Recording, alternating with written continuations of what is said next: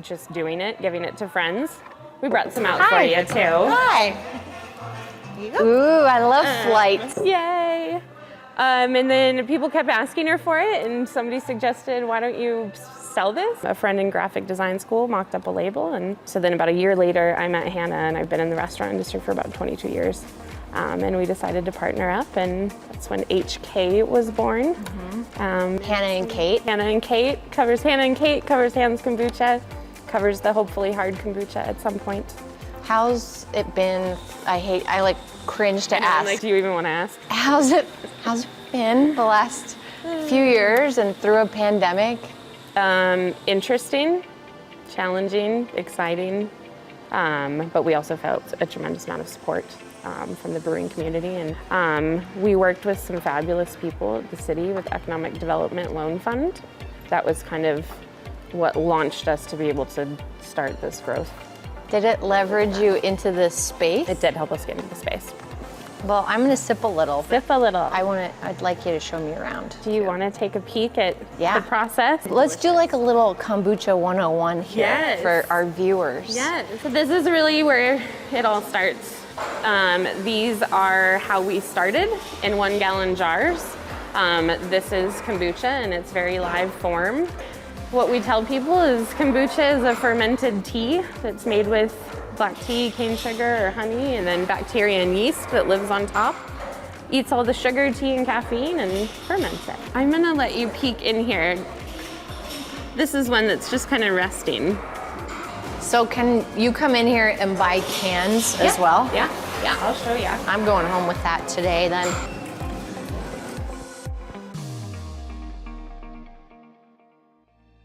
You guys ever heard the phrase, shop till you drop? I didn't, until last year. I did not know that many EMS people could come out of a single vehicle.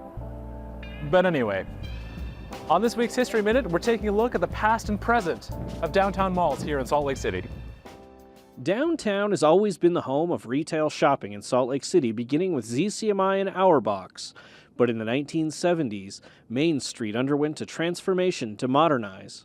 First was the destruction of the original ZCMI to create the ZCMI Center Mall. The facade of the building was kept and installed over this brand new indoor mall. At the time of its completion, it was the largest inner-city shopping mall in the country. It was so successful that another indoor mall was conceived right across the street, and in 1978, work on the Crossroads Mall was completed. Crossroads was a 4-level shopping center with 2 major stores anchoring the place.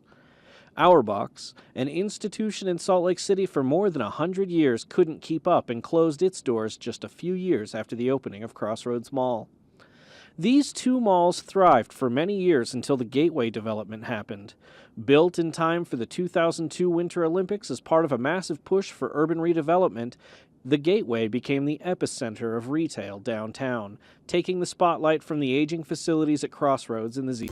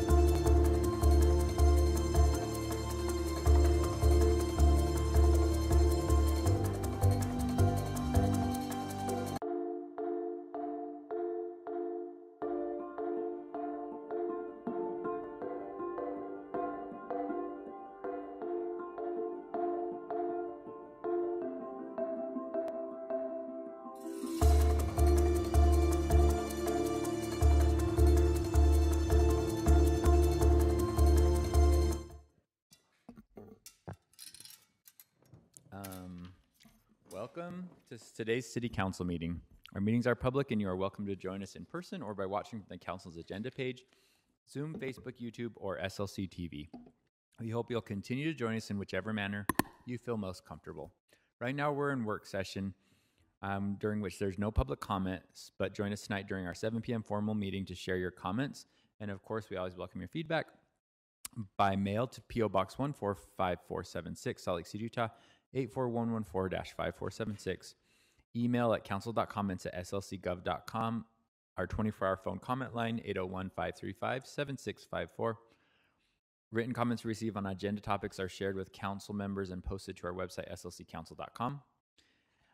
We are beginning our work session. You'll notice we're in the formal room today, just in case anyone's confused. That's because the work session room is under construction, so we're going to be doing both of our meetings, all of our meetings from here for the next several weeks.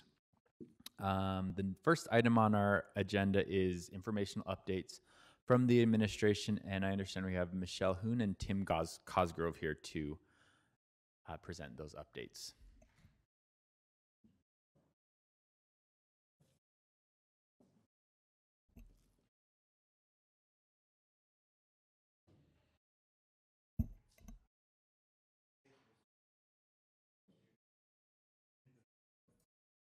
I believe your mic is not on, maybe.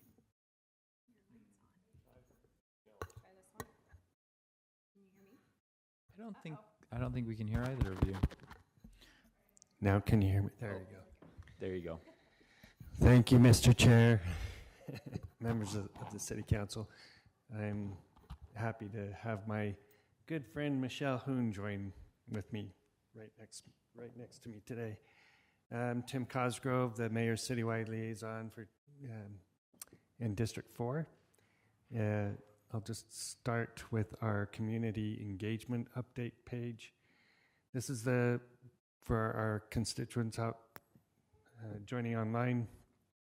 This is our regularly updated highlights and the ways that we capture feedback from the constituents and include their input in our daily decisions that we work on these initiatives.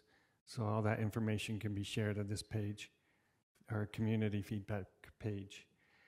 I'll jump right to planning update. So the ballpark station area zoning map amendments updates the zoning to the area plan and has been given a positive recommendation for the Planning Commission and is in the transmittal process to the City Council for your review. The adaptive reuse ordinance hearing with the Planning Commission was delayed to address some of the potential enforcement issues, and staff is looking into that. We have the new gas stations near water bodies proposal that is being modified not to negatively impact existing gas stations who want to upgrade their underground storage tanks. The public hearing is delayed until that time. Planning staff is currently working on involving more of the owners of existing gas stations, specifically geared towards the small, locally owned gas stations. And then jumping over to public utilities, City Creek Water Treatment Plant upgrade. This is based on the City Creek Water Treatment Plant rebuild project schedule. Public Utilities is able to keep open the City Creek Canyon Road to pedestrians and cyclists until the day's end on November 15th. Public Utilities will also continue working to further opportunities for access like this throughout the project timeline. In addition, the hiking trails will stay open during the project all the way up to Site 16. And Public Utilities will post signs on the trails asking people to stay off the roadway for their safety. And we can jump to public lands. So Liberty Park Playground engagement. This was from June to September 2023. Public Lands conducted the first community engagement phase for the playground improvements. Staff has analyzed the feedback that was given and have created a report of the findings. You can read that report by going to the feedback community page, or it should be posted there soon. Also, making the Emerald Ribbon project. This is 2 public workshops that will be held on November 14th and 15th from 3 p.m. to 7 p.m. to collect the public's input on how we can improve the Jordan River corridor. The first workshop on November 14th will be held at the Sorensen Community Center, and the workshop on the 15th will be held at the Northwest Community Center. This is a great opportunity to learn about how the Emerald Ribbon Plan will influence future projects around the Jordan River corridor. Allen Park engagement, the second phase of the engagement, presenting all 3 concept designs to the public, has closed. The consultants are now evaluating feedback from the engagement and aim to have a final concept design ready to share by mid-December. Riverside Park update is that the Riverside Park is scheduled to have lights installed on the 1st of December and is expected to be completed by the end of December. And then our Warm Springs and North Gateway public lands will hold a focus group for Native Americans and our indigenous groups on December 13th and 14th. The focus group on the 13th will be held virtually, and the event on the 14th will be held at the Urban Indian Center. Another focus group for Hawaiian and Pacific Islander groups will be held on January 11th, virtually, and all focus groups will be held from 5 to 6:30 p.m. Let's see, our next update is on our road construction. So we've had a lot of road construction, needless to say, trying to cover a lot of ground, a lot of territory. 200 South, from 200 South on 200 South from 9th East to 150 East, the project team is wrapping up work for the season. Project crews will return in spring 2024 to complete the 150 East to 400 West section. And Dominion will stop at Capitol 13th for this construction season by November 17th until the new year, and then we'll continue working west of State Street to 400 West through 2024. Along 900 South, from State Street to Lincoln, about 945 East, the project will continue, or the project will actually conclude. Excuse me, pardon that. The project will conclude by mid-November, with crews returning this spring to complete landscaping and the final quality control items. And then on 1100 East, from 17th South to 900 South, Phase 1 from 17th South to 1300 South, paving was completed last week. Striping and bike lanes will be completed by the end of November. Phase 2 from 1300 South to 900 South, concrete work in this area will be ongoing through the winter, with paving anticipated in spring of 2024.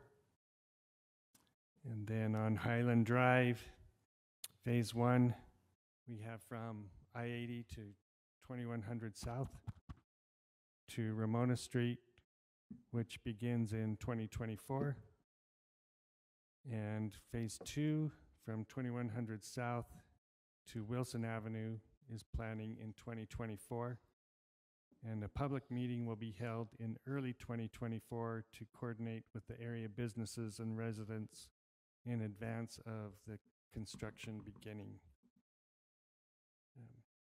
just an update from local streets. We have crews that have completed work on over 10 different local street segments throughout the city. And then the big project on 2100 South with the sewer. Crews will pull off of the area that they are now in from 1300 East to 1200 East by November 17th. This is part of the effort to allow the businesses during the holiday shopping season. And then work will resume from Yuma Street near 2100 East after Thanksgiving until it's completed. Crews will return to complete 1200 East to 1300 East to 1100 East before April 4th.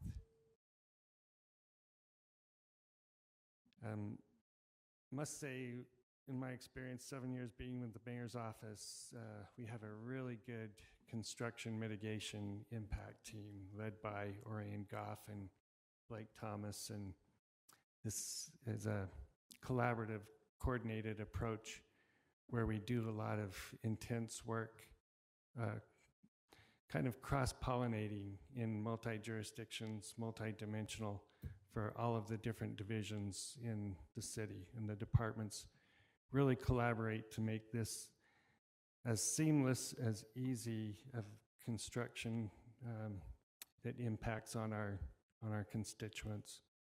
And we benefit from Bill Knowles and Stacy Adams from Avenues Consultants, and really with Leah Jaramillo from David Evans Consultants. So it's a very collaborative approach in getting information out to our constituents on construction, and we would be at a loss without them. The last thing I have is the ACE Fund is now open. This is the Arts, Culture, and Events up until December 1st. We also, let's see, there's two remaining information sessions for people wanting to learn more and have questions about applying. The first will be presented in Spanish with our own Alicia De Leon, and Katie Schnell will be there in case we need English interpretation.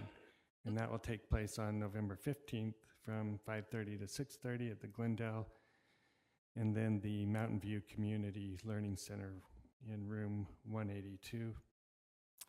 And then the final session will be November 27th from 6 to 7 at the shop in partnership with our friends, the Utah Black Chamber, and all are welcome to attend that as well. We have a lot of community office hours coming up, but with the holiday scheduling, it's become a little bit difficult and a little more complicated. We'll be doing updates as we go along, and every district will have some additional community sessions before the end of the year. We've been getting to schedule, let's see, the next one's on November 11th, and we have one at Pandaria Flores, yep, the bakery. And then we have one at Red Moose Cafe on the November 15th. Let's see, Councilmember Petro, I will be joining her and Councilmember Poi on Friday for Veterans Day. I understand Councilmember Petro is going to be playing the piano. Looking forward to that. Worth it. And I thank Sophia Allen and Billy for putting that together. That's an awesome event and day for recognition and honoring our veterans that have served. And that's all I have. If there's any questions, I'll kick it over to Michelle. Thanks, Tim. Let's go to Michelle. Can you hear me? Okay, good. Can we get the homelessness? Oh, no. They're adjusting sound on the opposite side. So, Michelle, if you speak into the mic, they'll fix it.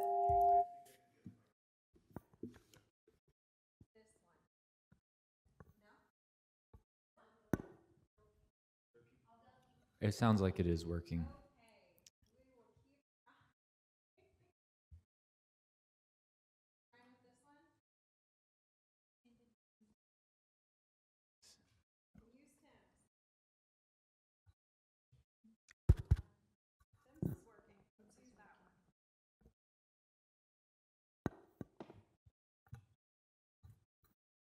Okay, can you hear me? All right, thank you. Council members, my name is Michelle Hoon. I oversee the Homeless Engagement and Response Team. I'm standing in for Andrew Johnston today, who was not able to be here. Quick homelessness updates for everybody. The homeless resource centers have flexed up in capacity as they were supposed to do for our overflow plan. They're sitting at about 99% capacity, which we do expect to see a lot of uptake in those. The West Valley City overflow also opened up. That serves men and couples. And that serves about 170 people. At our last check-in on that one, they still had about 111 beds open. So we're sitting pretty well in our shelter capacity right now. Our next... Michelle, the 99% is with the increased capacity? Yes, that is with increased capacity. I will say I reached out to some of the operators, and they did let me know that there are certainly handfuls of beds that are coming open in each of those facilities each day. So they're seeing a good amount of churn coming through. And then Vinny's is also open. That serves 65 people, and that one classically fills up every night. But doing pretty good as far as West Valley City is concerned. Still got a good amount of open beds there. So, Yes. Michelle, for the West Valley City ones, where would can people call and see if they have available? Obviously, we know that they have some, but is there a specific number for that one? Because I know we have one for ours. Yeah, so they would still call the 990 number, Okay. the 990-9999. You can call that number. All of the overflow beds are accessible through that. And then also there is transportation that's available from from the Weekend Center or any of the existing HRCs over to the West Valley City Shelter. Oh, that's good to know. Yeah, that's great. We had an issue this weekend with a neighbor that needed shelter yesterday morning. And so I contacted them, and they said, at least from the King Resource Center, if the public's listening, go early in the morning. Yes. That's when they have their check-ins. But apparently, if they don't have a place for you, they can take you to the West Valley City ones. So Yeah. keep that in mind. Thanks. Yes, absolutely. And there's more information about that in the next slide that I'll share with you guys. Our encampment impact mitigation project this week is going to be along the Folsom Trail from 8th West to the Archuleta Bridge, and then in Liberty and Herman Franks Parks as well. I will say my team and I have been out to both of those locations. We've taken what we call our road show out on the road to those locations. We brought bagels, coffee, we've had transportation, we have had Advantage Services come on site to pick up people's belongings, to take them to a place for your stuff to store them, and we've expanded hours at that facility to be able to try and support people to go into any of the overflow beds that are open right now. So that has been an awesome opportunity for my team to be able to do that. Our next resource fair is going to be on the 17th. That is going to be at Library Square, and that's going to be sort of a beefed up version of a resource fair. We're hosting that in conjunction with Valley Behavioral Health. There will be haircuts on site and just some expanded services available for people to come and take advantage of. So definitely spread the word to anybody who's interested to join us from 9:30 to 12:30 on Library Square on the 17th. Kayak Court is done for this year. We will pick it back up in our great partnership with the Justice Court in the spring and summer of next year. We can get the next slide. Okay, so here is some more information for you all about the overflow shelter facilities that we have open. As I mentioned, West Valley City is open now. This says that they start intakes beginning at 3 o'clock, but they'll really take, it's a 24-hour facility, so they'll really take people at any time. The Gail Miller, Geraldine King, and Pamela Atkinson centers, it is best if people can show up before 9 o'clock, but I have heard from those providers that if there are beds open, and they have been seeing beds remain open later in the day until probably about 2 o'clock. So it's best to show up early if you can, but if you can't, there are alternatives that are out there for you. And then the St. Vincent Overflow opens at 7 p.m. after dinner is served in the dining hall. That is then turned over for overflow shelter for the evening. Youth should present at the Youth Resource Center by 7:30 p.m. to get a bed. Those are night-by-night beds. And then families with children can go to the Midvale Family Resource Center at any time. And that is what I have got. If Thanks, anyone Michelle. has questions.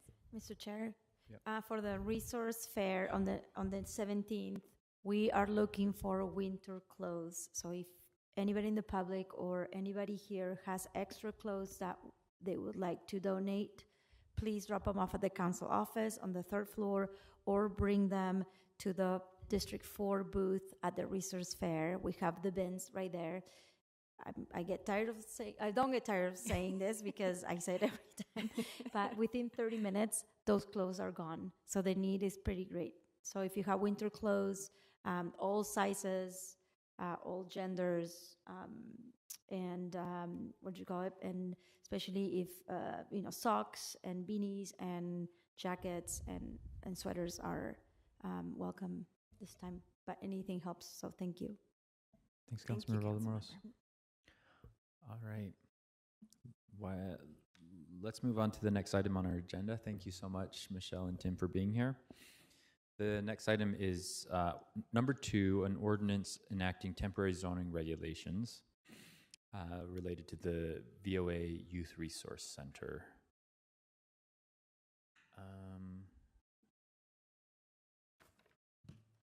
Who is presenting this item? City Attorney Katie Lewis.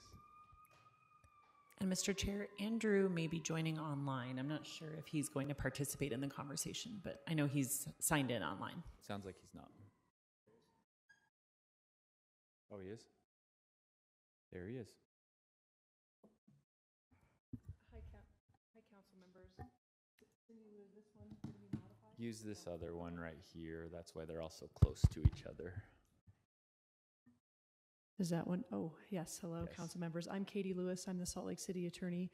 I'm here with one of our senior city attorneys, Catherine Pasker, who drafted the temporary land use regulation to expand the bed capacity for the VOA youth homeless shelter. Catherine will be explaining the purpose of a TLUR and what this one in particular does. Good afternoon, council members. As I'm sure you know, Utah law permits municipalities to implement temporary land use regulations that don't require prior consideration by the Planning Commission when the legislative body makes a finding of a compelling countervailing public interest.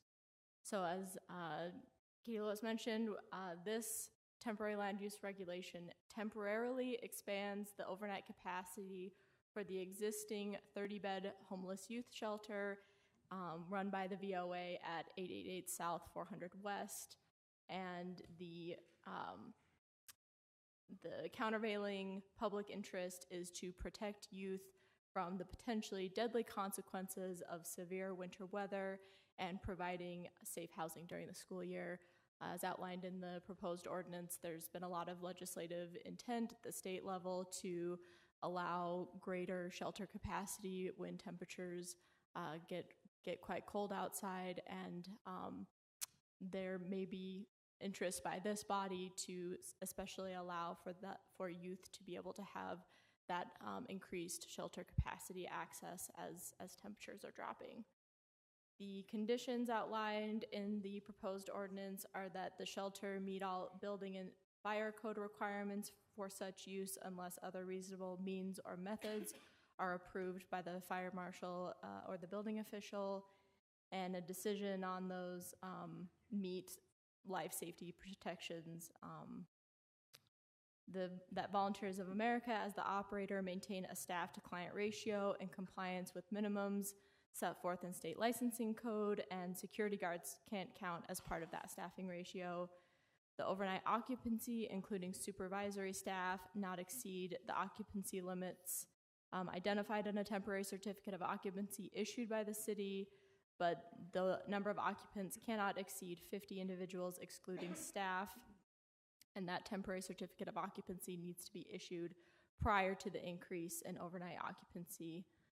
And then, of course, continuing all of the other conditions that allowed for the initial establishment of the shelter that existed on August 27th, 2014. And pursuant to state law, this type of regulation can only exist for 180 days. So the deadline that's presently in the ordinance is April 15th, 2024. And we're here to take any other additional questions that the council might have. I think it's similar to one we did last year. So I think this is tentatively on for tonight, action tonight. Correct. Any questions, council members? Thank you. And I agree that it's compelling and important and whatever, countervailing, what is it? That for the youth to be sheltered, so. Compelling countervailing public interest. Compelling countervailing public interest, and I'm excited to be able to do this again. Thank you. Thank you for your work on that. Next item on our agenda is number 3, which is our informational equity update. I have Michelle Mooney. Oh, hi, you're online. Hi, Michelle. Hello, City Council. Thank you for allowing me to join virtually. And I will just share some updates on Human Rights Day, if we have the slides for that.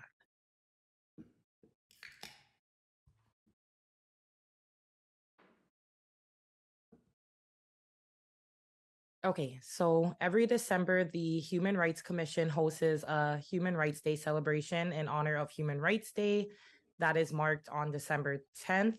And this year marks the 75th anniversary of the Universal Declaration of Human Rights. So we are very excited for this event this year, and we invite all of Salt Lake City residents to join us in this celebration. It will be hosted on Saturday, December 2nd from 11 a.m. to 2 p.m. at the Gallivan Center in the Gallivan Hall.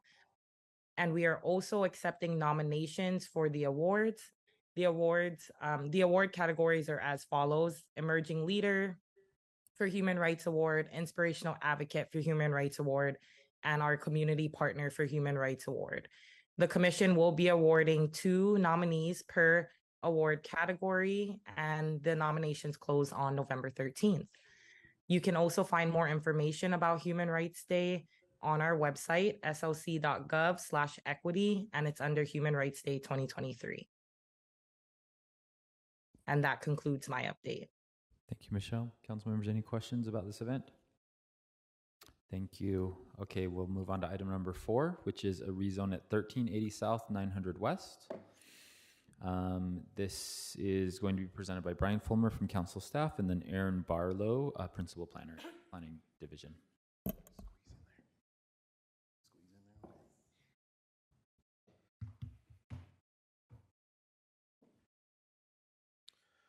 Thank you, Mr. Chair. This is a proposal to rezone the properties from their current R1 7000 or single family residential zoning designation to RMF 30 or low density multifamily residential. The petitioner owns the 1380 South 900 West parcel, and their stated intent is to construct for sale 4-bedroom townhomes on the parcel. The other parcels are adjacent and under separate ownership. That owner asked to be included in the zoning map amendment request to enable flexibility for potential development on those parcels. I believe the petitioner is with us and would like to address the council. And with that, I'll turn it over to Aaron. I think I got this microphone to work. There we go. Hit the push the on button. So this request, if the presentation will come up, like Brian said, is a request to rezone the property at 1380 South, 900 West from R1 7000 to RMF 30. Let's go to the next slide. You can see here the vicinity map of the property. Those 2 properties on the west end of the site, 1361 and 1367, were part of a prior plan development approved by the Planning Commission. And the applicant for those properties was actually the original applicant for this project, for this rezone at 1380 South, but they partnered with TAG SLC who had greater means to move this thing along. There is a utility and access easement on both 1361 and 1367 in favor of 1380. And that is also part of the reason why this rezone is being requested for those two properties there, for the option of access and for access to a specific, for example, if you put a denser like multifamily or single family attached on 1380, the access to that use would also need to be within that same zoning district. Next slide, please. So one thing I really wanted to point out was in the West Side Master Plan, there are specific nodes that have been established within the community, and this project is located within a community node that is anchored by the Sorensen Unity Center. Next slide, please. And I also want to note that these circles are not geographic representations of the actual node, but more illustrative of what can be there. So it's not like you need to zone only within the boundaries of the circle, but the area, general vicinity should be a community node. Next slide, please. And the vision for this node specifically is more of a mixed use and multifamily residential node with density from 20 to 30 dwelling units per acre, anchored by the Sorensen Center. And the proposed district, the RMF 30, actually has a lower allowed density compared to what is proposed for this site. Next slide, please. And so what would RMF 30 change? It would allow additional permitted uses, multifamily, two-family, attached single-family, a little bit of change in the lot and bulk, a little higher in building height, smaller setbacks, and smaller lot sizes. But there are additional design standards. There are porch requirements, material quality needs to be higher, ground floor glass facing the street needs to be more present. There are also buffering requirements when adjacent to single-family residential districts. Next slide. So the Planning Commission did recommend approval for this request because it meets those amendment standards and it fulfills the intent of adopted plans and policies, including the recently adopted Housing SLC.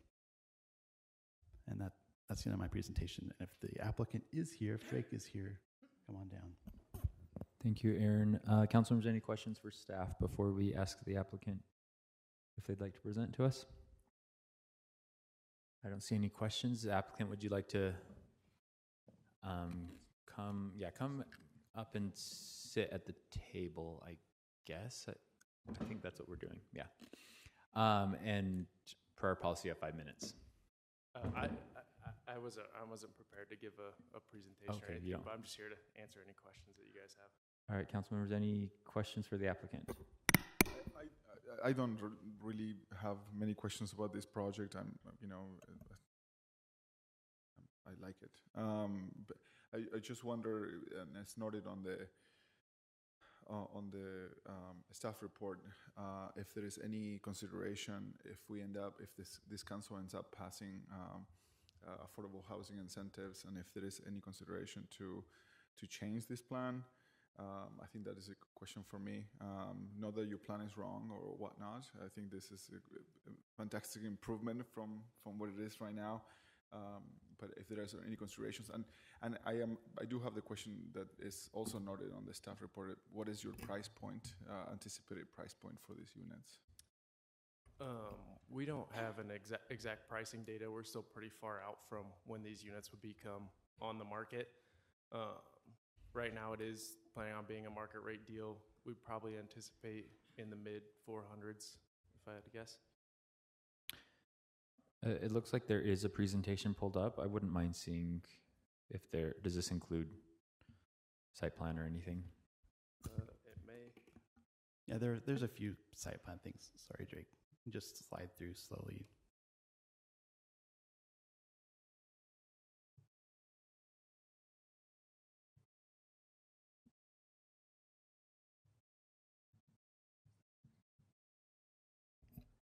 Mr. Chair.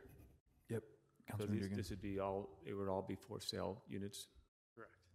Okay.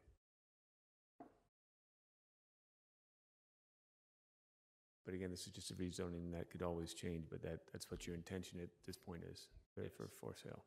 Yes, sir. To Councilmember Pui's question, and because we're going to be talking about this in a few minutes, and this is maybe putting staff on the spot, but if this were to become an affordable housing incentives project, is it one additional story that's allowed because it's RMF 30 and density requirements are? Sarah would have the answer to that question. I apologize. I've not really been involved with the affordable housing overlay. I think that's what it would be. But anyway, Councilor Pui.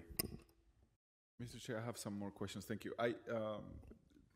Can we go one slide backwards to that? What is that street connecting to? Just that is an intended street. So that part of the street isn't actually, it's not actually a connecting street, and it doesn't go to the very edge. It's for the fire truck. Fire trucks. Okay, I see. And are your units all electrical, or are you guys planning to use natural gas too? What is the plan on that? We plan on having electricity and gas to the and property. gas. Okay. We, and the city had a very strong stance on that when we're talking about RDA projects. Obviously, this is not one. I mean, you're not seeking funds from us about, making sure that our units are, the units that are receiving funds from the city are electrical and they are efficient, in some way. So I will hope that, that you guys look ahead at the future and the current needs of the community. So if you guys can shape the project, and I know that this is not the conversation we're having right now, we're talking about a zoning change, but if you guys are building a project that is environmentally sound, will be something that we really need. So just wanted to add that there. Thank you.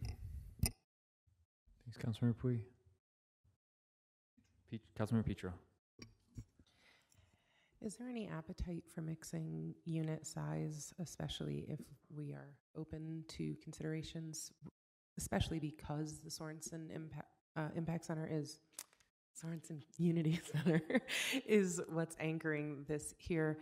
I mean, one of the schools on the chopping block for the school district is directly proximate. That Unity Center is a community hub.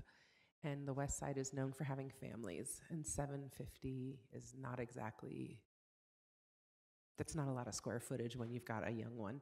So is there any appetite for mixing size and increasing? That's 750 is just the building footprint. These units are actually 4-bed, 2.5 bathroom units, so they're about 1,700. Thank you for that clarification. Okay.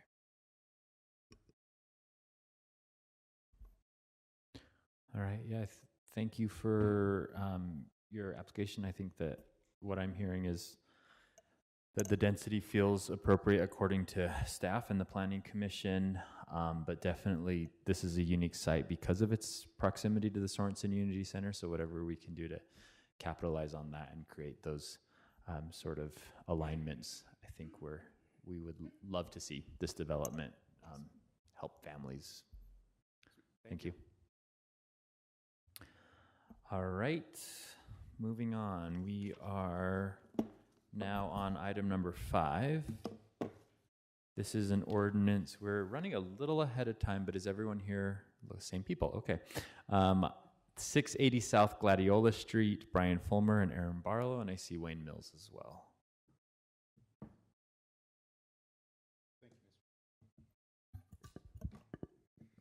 Thank you, Mr. Chair.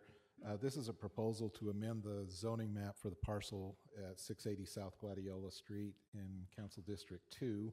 It's currently zoned as M2 or heavy manufacturing, and the requested zoning designation is M1 or light manufacturing.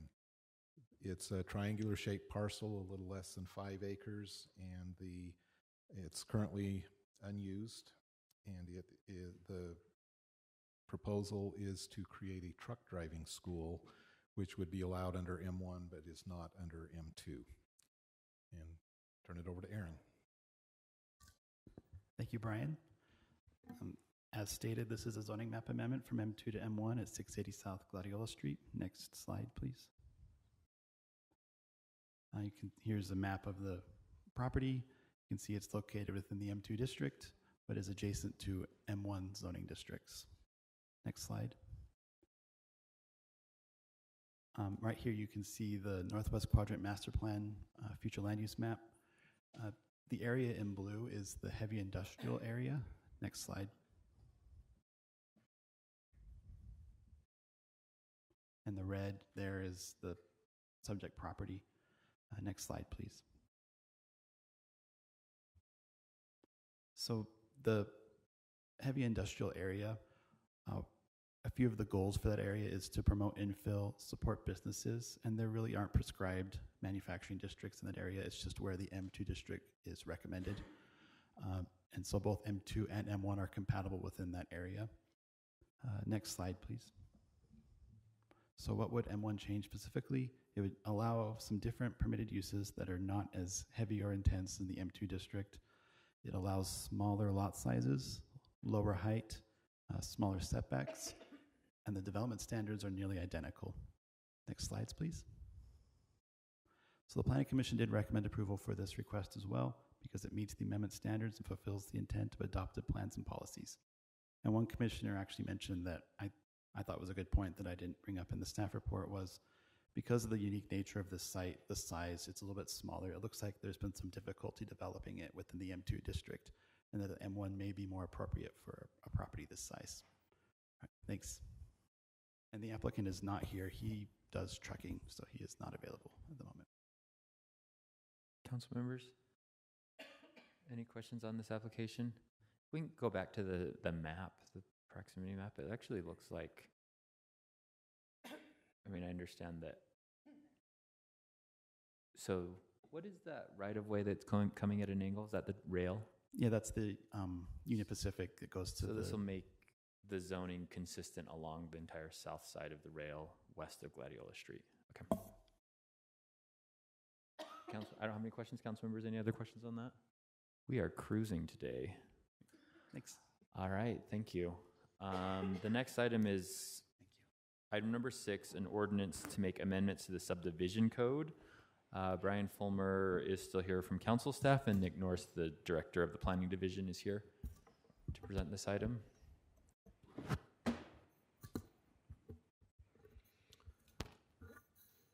All right, I guess I'm going to just go with this. Can we bring up the presentation, please? And you can go to the next slide.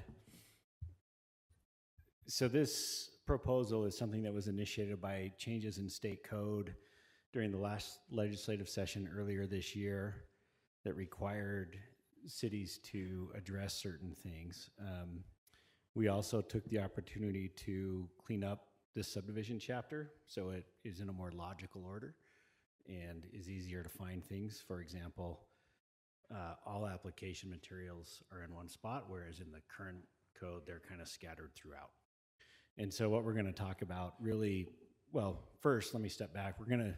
In this presentation, we're going to go over some subdivision basics because the council doesn't see subdivisions unless it involves altering a public street.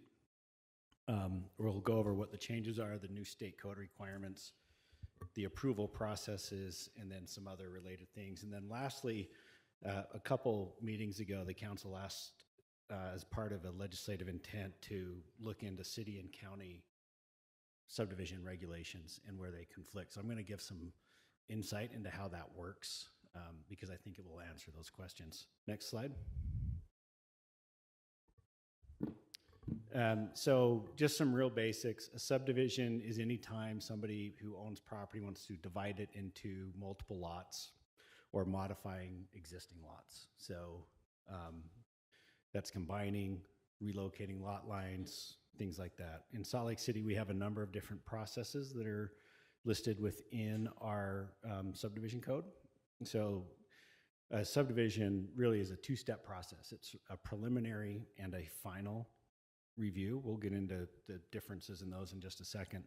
But it also includes the creation of condominiums, which is really a type of ownership, subdivision amendments, lot consolidations, lot line adjustments, and then modifications to public streets.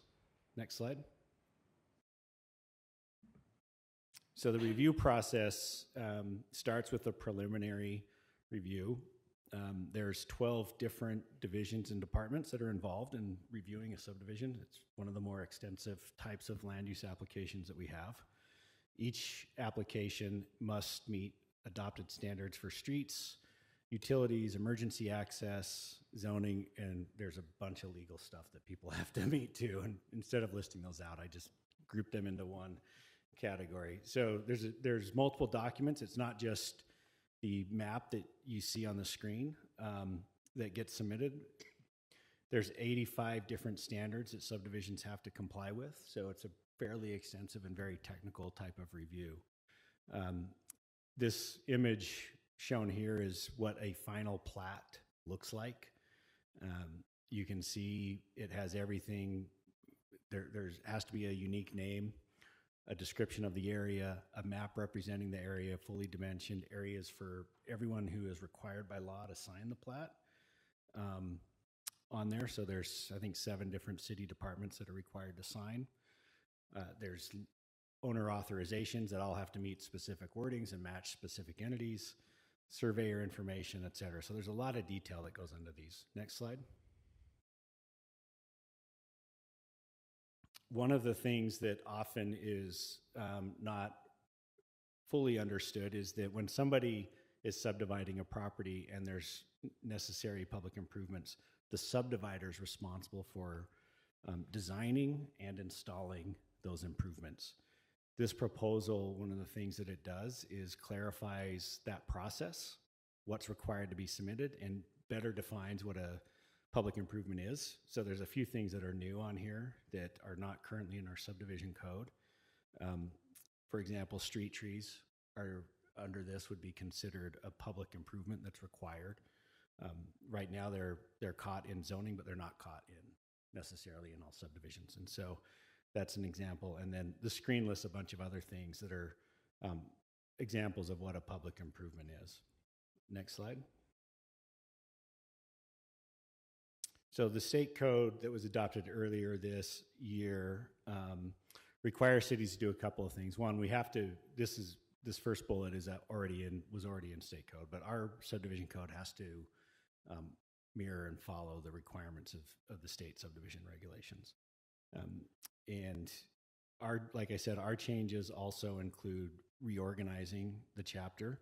So it looks on your actual adopting ordinance like everything is new. Most things are existing, they've just been put in new places. Most of those standards have just had some wording change to make them clear and address some of the administrative issues we've had with subdivisions. And that gets to the minor modifications to the design standards. We have eliminated or some outdated standards. For example, we had some condominium regulations that are no longer authorized under state code, and so we're deleting those. And then it clarifies, like I said, some of the Nick, existing regulations. Sorry, what did you say about the condos again? Can you repeat that? Yeah, so our current code has some requirements for condominiums that are no longer authorized under state code, and so we're deleting those because we can't actually enforce or administer or require that kind of stuff. So it's really things dealing with how CC&Rs or HOAs are created and managed. So it's actually been that way for probably 10 plus years, and we just haven't enforced or applied those city codes. Next slide. So the new state code requirements, this applies to single, two-family, and townhome subdivisions. So some of this we're actually applying to all of our subdivisions because we think that there's some good practices and best practices here.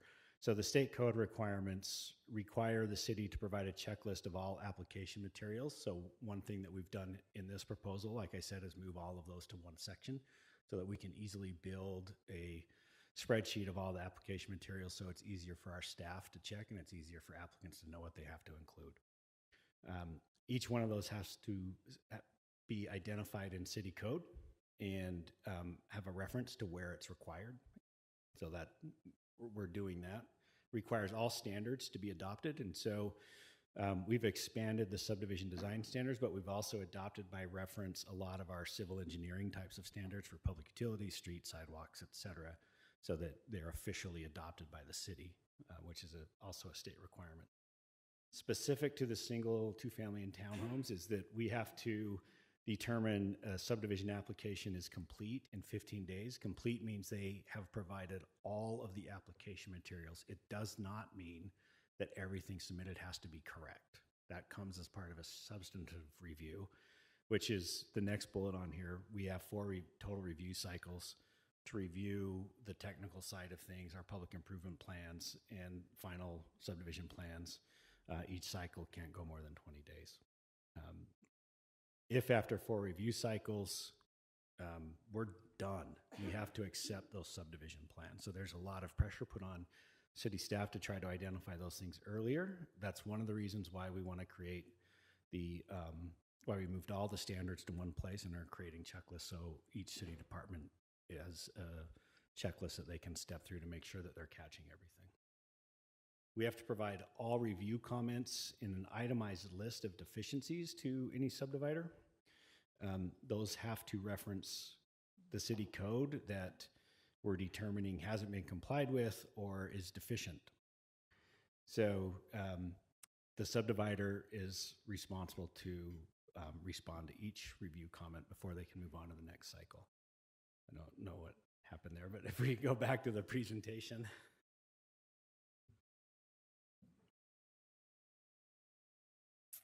There we go. You can go to the next slide. Nick, after 4 review cycles, the city must accept the plans, but what if there's still deficiencies in the plans or things that don't meet code? So if we have to identify those before that last round. So if a subdivider makes substantive changes in between review cycles, they don't move forward in review cycle. That starts over. So those substantive changes start over. Okay. And so it's kind of a back and forth. We do anticipate that there will be some clarity and some cleanup to this bill. It was actually been fairly confusing for cities at this next legislative session, but we've written this in a way that the things that they're clarifying don't impact what we are proposing. Sounds good. What's before you. Chair. Councilmember Dugan. And that was just so that they can't game the system of the 20 days and the review cycle. And then, we're done with the 4. You have to approve it, even though they have a faulty plan. They can't move forward until they have responded to every single check item that we've marked as deficient or missing. Hold on, Councilmember Young. Oh, sorry. Just one additional question. So how many of these types of applications does the city see annually? We see about, so last year we saw a total of, I think the number was 159 subdivision related applications. 59 of those were preliminary and 59, I think it was either 55 or 59, so excuse me if I'm wrong, but we had the same number of preliminary subdivision applications and the same number of final applications. Everything else, those other 40 to 50 applications are things like lot consolidations, lot line adjustments, things like that. And the changes being proposed in alignment with the state code, are those going to reduce administrative burden, streamline processes? Like, I'm just trying to understand like the goal of some of these modifications. Yeah, the overall intent of the state code changes were to streamline the subdivision processes to make them quicker. Thank you. Yeah. So on the screen right now is a summary of the approval process and what happens. This is for preliminary. And so I'm not going to read those, but the key thing is that the preliminary approval essentially grants that subdivider the ability to move forward with officially subdividing their property through the final plat process or through what's called the meets and bounds subdivisions if it's under 10 lots and doesn't require any public improvements. Next slide. So what happens in the approval process at various department reviews? So we're really looking to make sure that the plans and details that have been submitted comply with our adopted standards. Subdivisions, if they comply, are by right. So it means we have to approve them just like we have to approve a building permit if they comply with everything. So there are subdivision design standards. They're listed there. They include utilities, flood control, connectivity. So that includes things like not just streets, but also sidewalks, trailheads when they're identified in an adopted plan, and property that is subject to a subdivision includes that trailhead. There's it also, one thing that we did add is that any subdivision in our mixed use areas of the city that is over 5 acres has to provide basically a new street or mid-block walkway of a minimum width. So those are new requirements that our subdivision processes don't currently have. And that particular item applies not just to when someone's creating new lots, but also to lot consolidations and lot line adjustments. And so if someone's consolidating lots and suddenly they have a 5-acre lot, they have to provide that walkway. The intent behind that is to reduce the impact of more intense development on our public sidewalks, and so that people have options and so our sidewalks are not overcrowded. We also have requirements for natural features. This image that's shown is an example of this. So this particular subdivision plat has a natural hazard area, rockfall. Our code this proposal requires those to be marked as undevelopable lands, just like we do with steep slopes. We also have some other types of things where that would have to be identified as undevelopable. It includes standards for both blocks and lots as well. The blocks is something that has been clarified because our existing definition of block essentially includes the perimeter of a subdivision, and then there's maximum sizes. Well, that doesn't work when we have a subdivision that exceeds that, and it's pretty small. And so we've clarified some of those regulations. Next slide.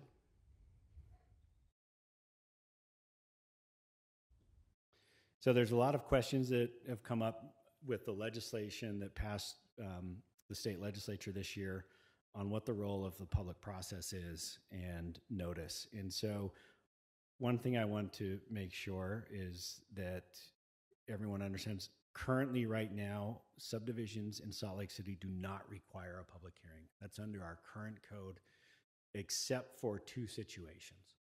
One, when they're changing a public street, so either a partial vacation or a full vacation, or if it's associated with a land use application like a plan development that otherwise requires a plan development or a public hearing.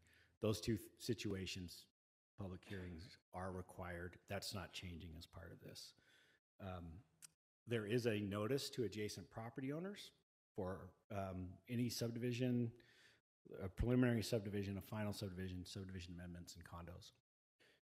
If there's an amendment to one of those subdivisions, all owners within that existing subdivision, if they haven't signed the application, also get notice. And then there's those requirements for public hearings. I forgot to add one other situation where a public hearing may be required. Sometimes under state code, a subdivision amendment might require a public hearing or a public meeting. Here's the numbers for your application. So 55 was the correct number.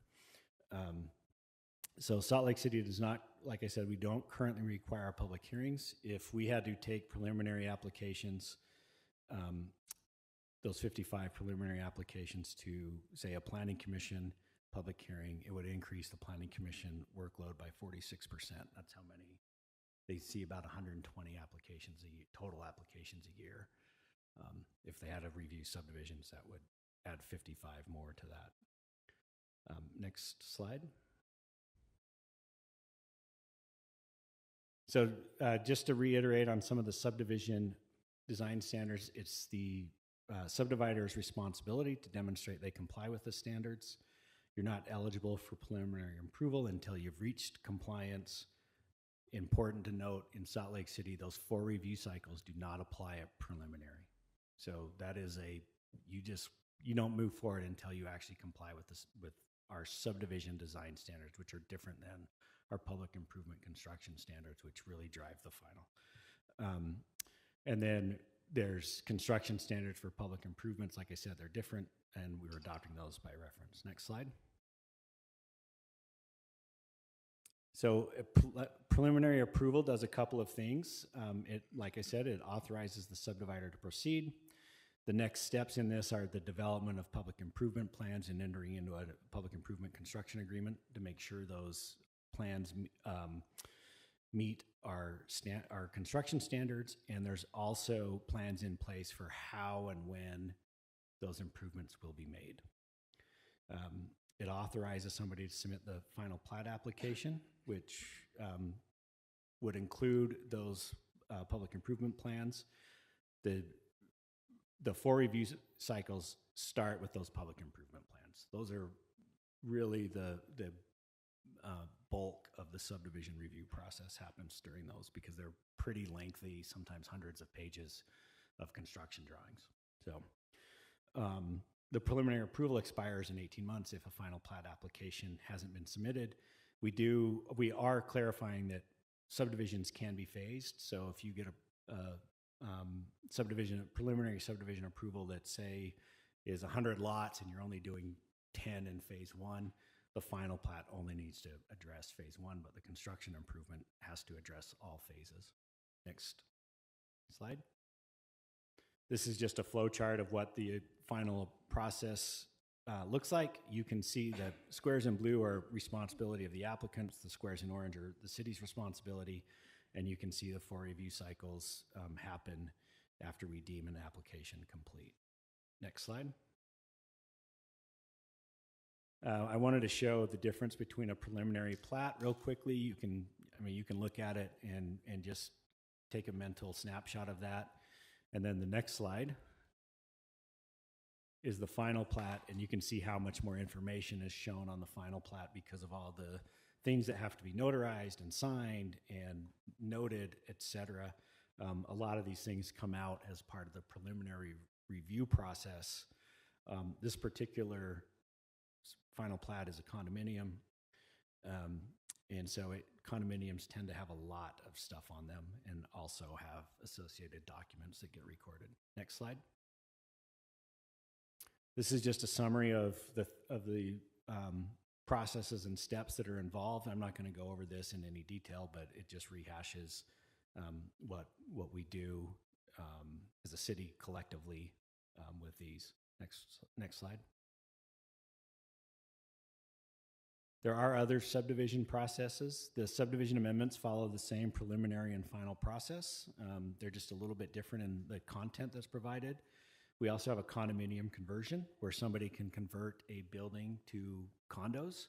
There's a more in-depth analysis and review and information required for the building systems, the HVAC and everything else. If there's elevators, the life expectancy of those, to make sure that future condominium purchasers and buyers are not, they know what they're on the hook for and what they're buying.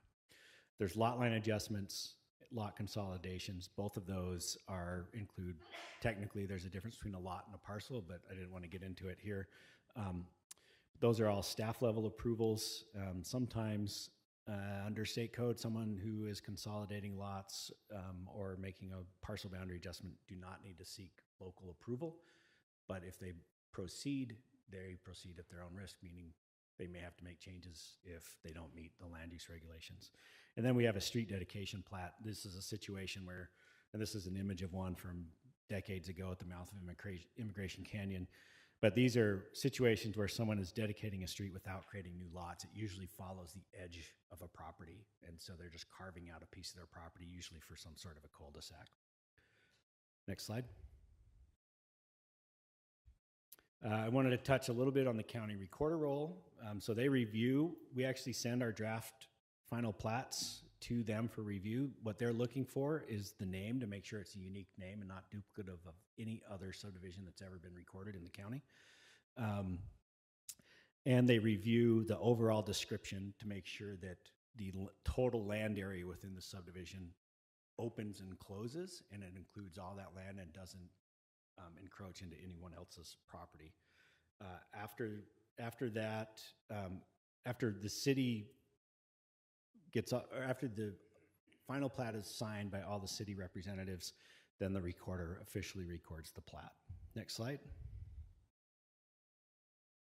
So this part gets into some of those discussions that the council had a couple meetings ago. Under the county subdivision regulations do not apply to the city. There's separate county subdivision regulations and separate city subdivision regulations under state code. We're viewed as two separate entities. When it comes to recording any subdivision and creating new lots, Utah code actually lists some prohibited acts. One is if you record a subdivision before local approval, that's prohibited. And so somebody who does that is creating an illegal subdivision. You'll remember that you had that property in Sugar House that was before you for a zoning amendment. This is essentially what happened. So under state law, the county recorder is not responsible for verifying that local approval has been granted. And it makes sense, right? It's probably unrealistic to expect a county recorder to know what every jurisdiction within that county does and what their approvals look like. They're required to accept documents on their face, and they review them to make sure that they meet their recording standards, not necessarily the content. And so if somebody does record a illegal subdivision without local consent, it doesn't affect compliance with local ordinances. They are still going to be required to comply with local ordinances regardless of what they do. And that's exactly what that situation was. And that's why we landed in the role we did. And their only avenue of recourse of legalizing that lot was zoning changes, because they couldn't comply with zoning, and there was not a process afforded to them under our code to modify zoning standards so that that lot could be legalized. Next slide. I think that might be the last one. So what does a recording a subdivision mean? After that, any sort of land that's to be dedicated in a subdivision becomes public. Individual lots can then be sold. They can be developed. They must comply with applicable development regulations, but a subdivision is considered a form of entitlement. And so, for example, if a subdivision is recorded and a city didn't like what potentially could be built, the city can't go in and then change the rules so much that it essentially prohibits what could happen on those lots. So, for example, if you had a minimum lot size or maximum lot size minimum lot size of 12,000 square feet in a subdivision, and you decided after, well, we don't like that, we wanted to make that 20,000, you couldn't make that change and make that subdivision obsolete. So there's certain things that a subdivider is entitled to. Next slide. That's it. Sorry for the long presentation. No kidding. I feel like I went to college just now. Yeah, no kidding. Councilmember Valdemoros?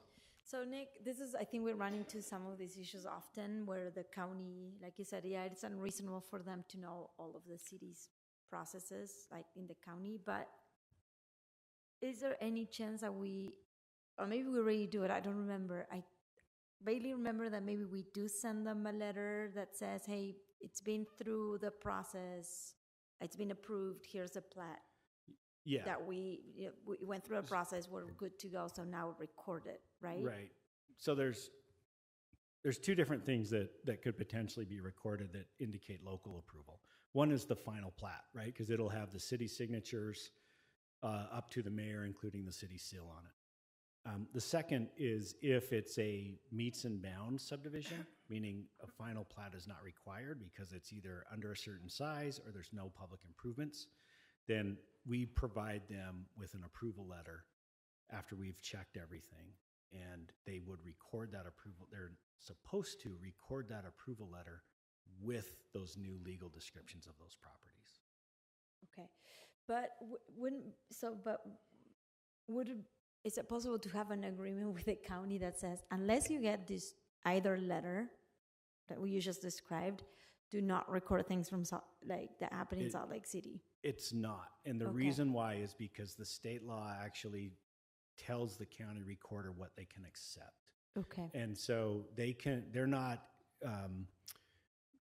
have to accept documents to be recorded based on their face, right? And so they're not expected to do any sort of review to make sure that there actually is that local consent and things like that.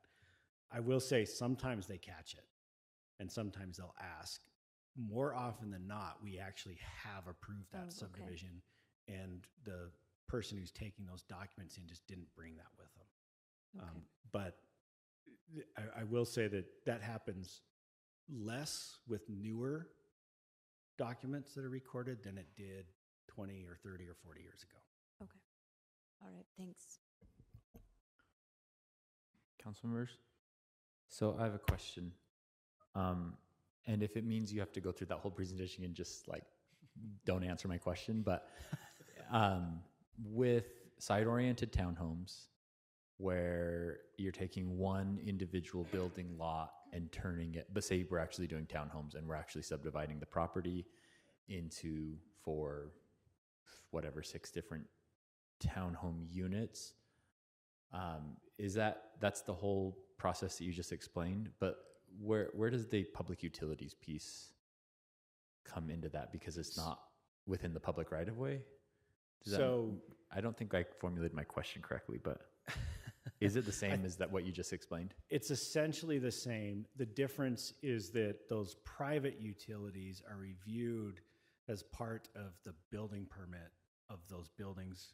The thing that the public utilities looks at is up to their meter and their connections with public utilities, if that makes sense. So to, like, for instance, if there was a parcel that was going to do a side-oriented townhomes and was going through building permit and then decided that they actually want to subdivide them into individual lots, what's required in addition to their building permit documents? So if they were going to create those new lots, they have to go through a subdivision process, so those individual lots can be sold. And can it happen before or after building permit if it's a... So if it's just, if there's not condo units above, right, then they can do it at any time. They can do it while they're going through construction. They can technically do it after.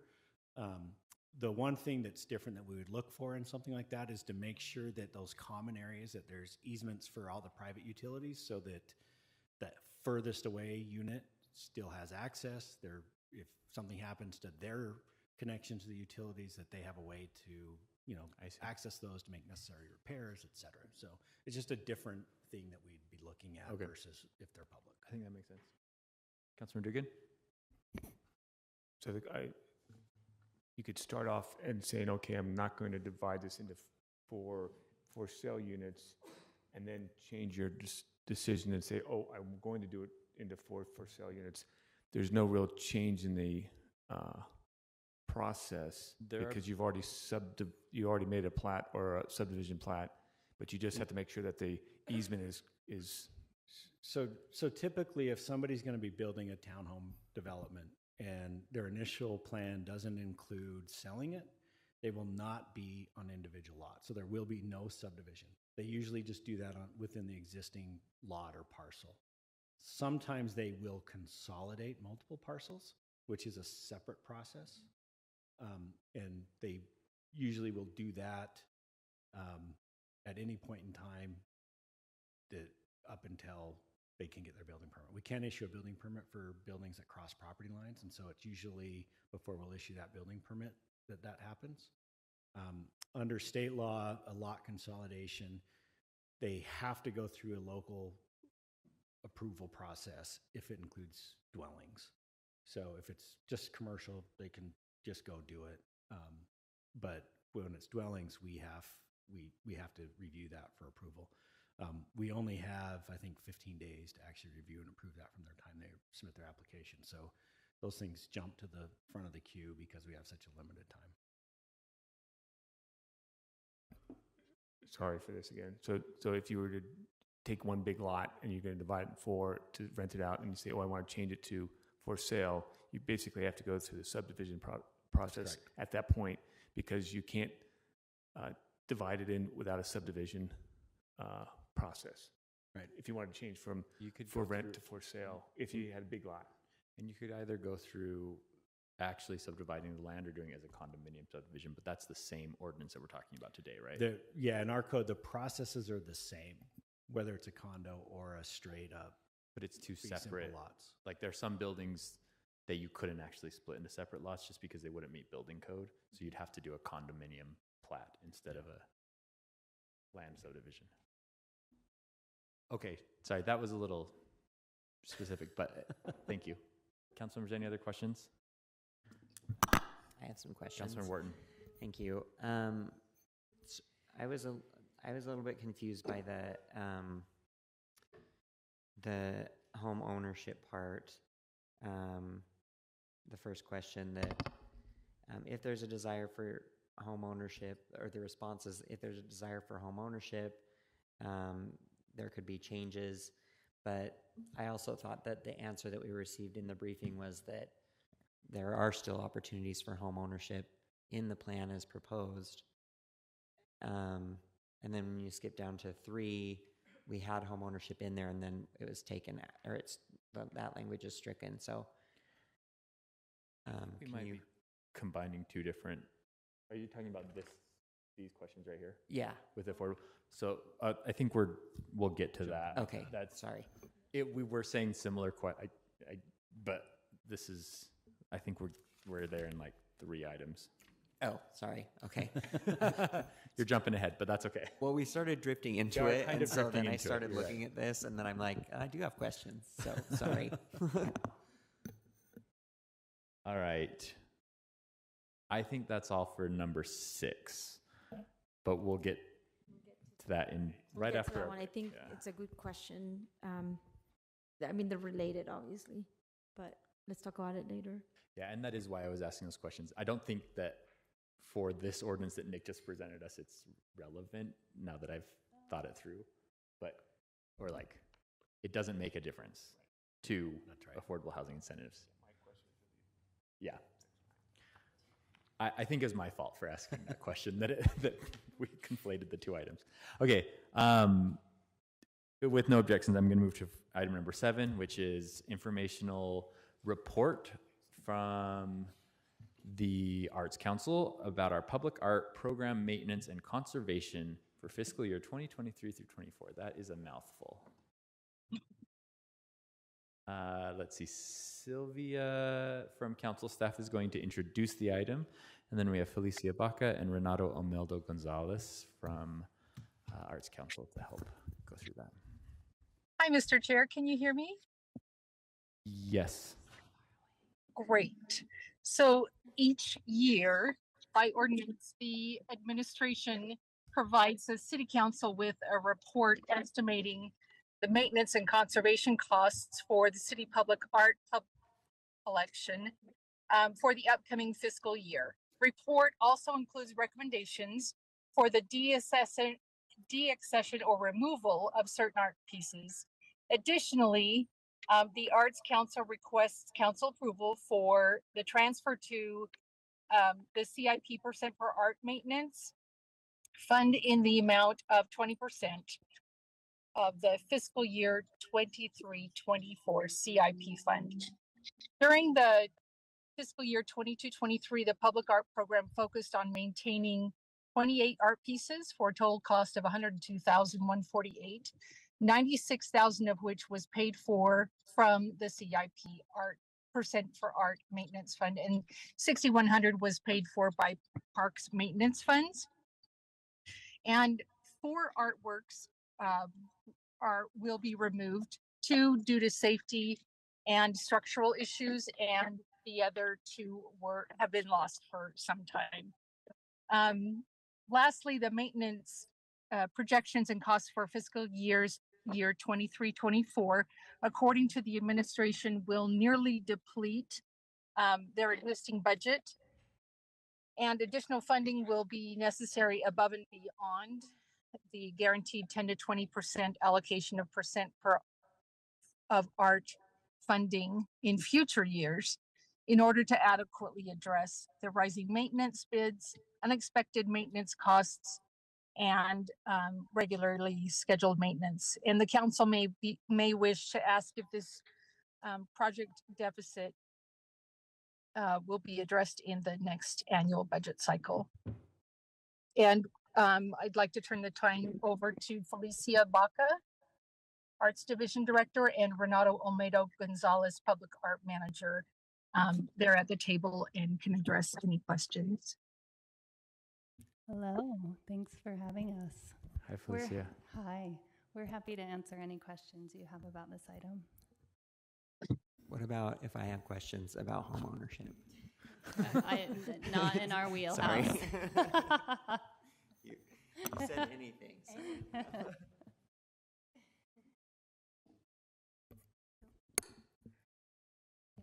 Yes, Councilmember Young. So in looking at the recommendations, you know, it makes sense that artwork is decommissioned, especially if there's structural issues.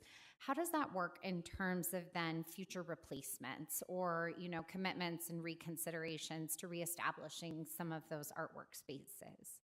Yeah, that's a great question. So typically, when those works are decommissioned, there are instances where a work may not be a total loss, and we do replace that work.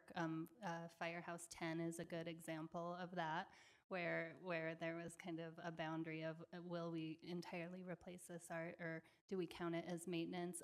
There are times when the artist's intention might have something to do with the context of time the work was created, the lifespan of the work is over, that's part of the contractual agreement, and we don't recreate the work of art. And typically when we replace a work of art, those are selected from the current CIP list with new funding. So we don't strategically target maybe a district that lost a work of art unless it follows the policy of selecting from the CIP list. Did that answer all of your question? Yeah, so just one follow-up. So then it would be important for any of the communities that may see artwork decommissioned to participate in the CIP process to be able to then kind of move back into that space of consideration for the future. Is that accurate? Absolutely. We track that with our board. And we also, for example, you know, we have a deaccession policy that kind of outlines all the reasons a work of art might be deaccessioned. And one example that was on your list from last year were the Sugar House benches. And we presented, we ensured that we presented at a community council meeting to let the community know that this was coming and the why kind of behind it. And geographic equity is a huge part of our program in having the board do site selection for new projects.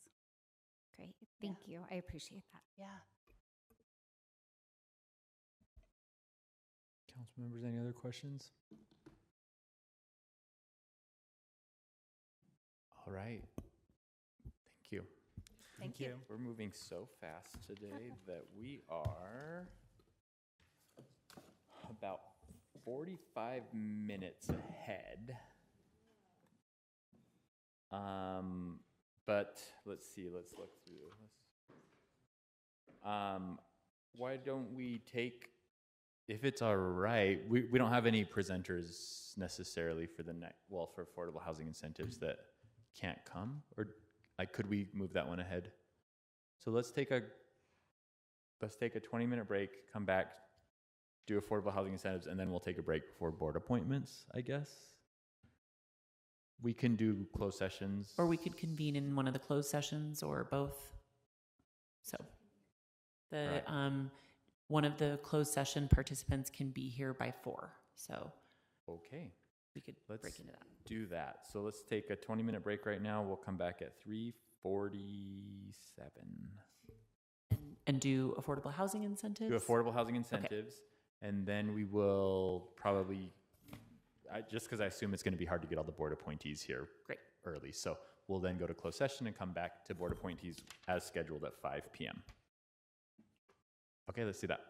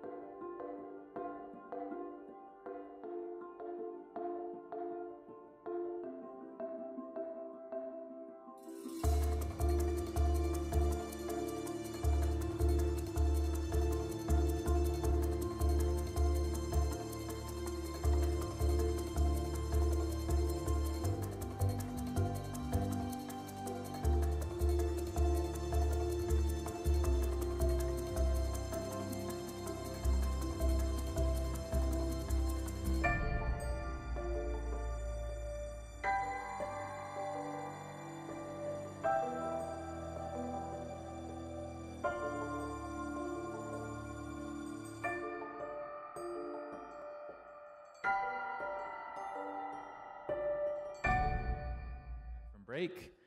And we're on affordable housing incentives.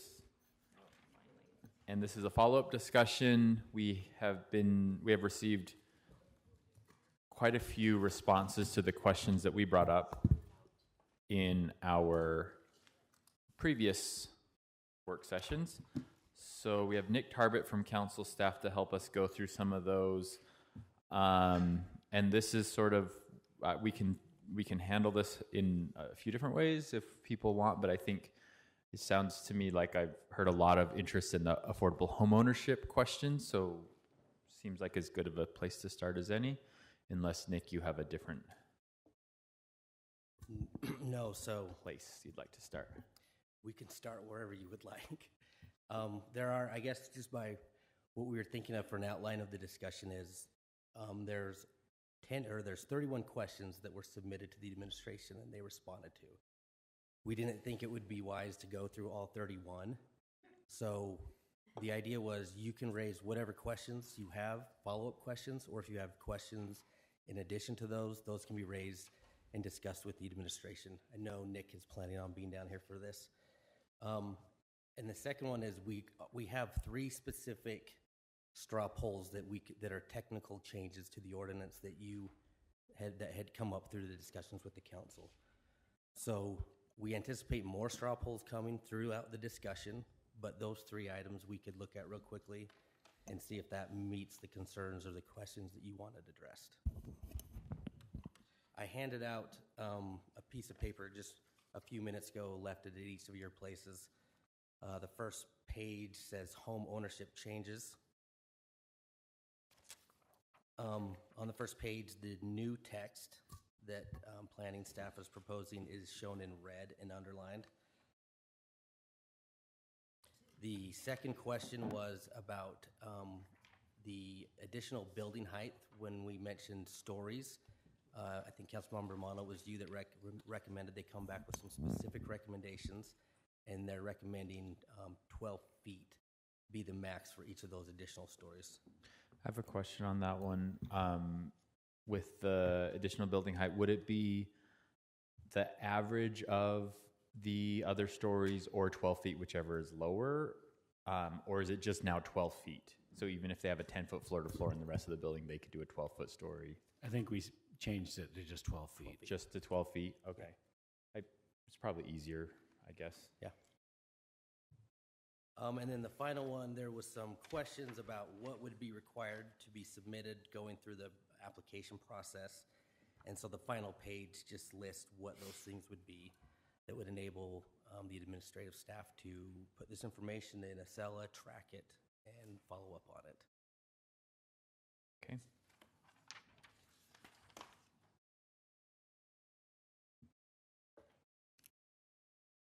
I think, sorry, can you go over that tracking one again? Yeah. What was the original question? So there was questions about what type of information the administration would be collecting so that they could track these over the years. And what this outlines is the information that the applicant has to submit to go through the process. And so that includes names, address, phone numbers, the street name, the location, the zoning classifications, all of that type of technical stuff that allow them to track. I don't know, Nick, if you need to add anything to that. Yeah, so this section, we've talked a little bit about the various rules that we'd have. And these were the things that we felt we needed to add to the code. So their application requirements, basically that there's a preliminary approval that would happen and then a final approval won't be granted until the building permit's ready to be issued. And it's at that final approval before we issue the building permit where we make sure that we have all of the necessary agreements and everything else in place, the level of affordability, et cetera. So that we felt like we wanted to add that to the code so that it's more solidified and not just an administrative type of rule. Okay. But that's through the development and construction process. This isn't tracking it over the life of the unit. No. This basically just allows us to keep track of what incentives are being requested and how they're used and then the number of units. Okay. All right. Councilmember Pui. Just a quick question. Is there, so this is going to be added to the code. Since this is our first time, doing something like this, I mean, at least to this extent and of this scope, I wonder if there is other data that we're going to need later. Is there like a space here for other requirements as needed, or without having to change the code? You know what I mean? Maybe some space for you to say, oh, it would be nice to track this piece of information and not necessarily have to have the code open back again. And yeah, that could be in addition to that 8 under letter A, as like an 8th thing, any additional information deemed it does say necessary. that. I should have read the whole thing then. I appreciate that. Well, no, it's not there now, so it's actually a good. Okay.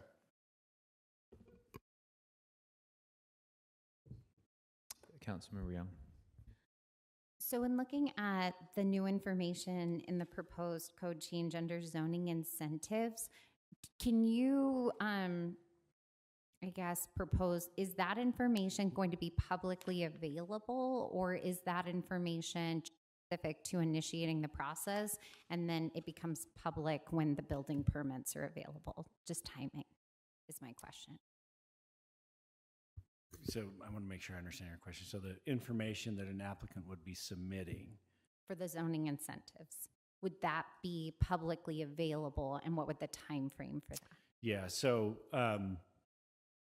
one of the things that we're planning on doing is building within our permit tracking program a separate, we call it a workflow, that manages the steps for this. And so just like we do for all of our other land use applications, all of those documents we put in those are public facing, so people would access them through that. Our anticipation is that we will do the same thing with this information. Okay. There may be some, because we are sometimes dealing with financial situations, there may be some instances where some of that information may be redacted because it might be protected information, but we'll get to that as needed. We do that now with some things, but usually all of our documents are publicly accessible. Okay, so that is helpful, because I think one of the key concerns that I've heard is, how would I know? Like, how would I know if this was an action that was being pursued by a neighbor or a neighboring, property? And so having transparency related to these items once it's submitted to be a part of this process, I think would help to address that. Thanks, Councilmember Young. Councilmember Wharton. Okay, now I'm ready to ask my question. Yes. So I've had several residents say that they are excited about the plan, that they agree and understand that we need more affordable rental units, but they also want to have more affordable units for sale, for home ownership. I asked about that in the last briefing, and last time you were at the table in front of us on this, and you said that the plan does account for that, but that if we wanted to do more, we would have to kind of go back and kind of mess with those numbers on the incentives during each type. Can you just tell me, and for the benefit of anybody that's listening, why you think that what we have right now, what you've proposed, strikes the right balance and addresses, it doesn't burden home ownership more than it already is, that we are contributing in one sense, even if the major focus of this is about rental units.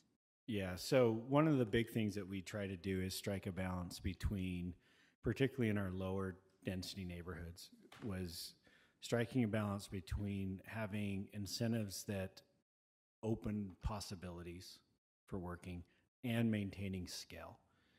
And so that was the maintaining scale thing is the limiting piece there, but we still think it's important, and we didn't necessarily want to, at least at our first go around with this, change that. And so that's how we struck that balance. The other piece that we did is that we changed that incentive so that if somebody is keeping an existing dwelling on the property, they're lowering the number of total affordable dwellings that they have to provide. So it used to be, if they're not keeping the building, it's 50% or 2, basically. And if they are keeping it, then they only need to provide 1 affordable dwelling on the property. Whether or not that is going to trigger for sale development, we don't know.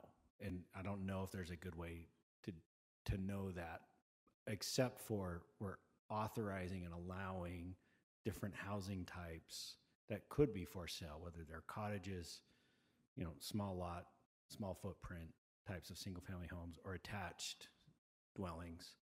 We're authorizing those things to occur, which right now there's no option for those.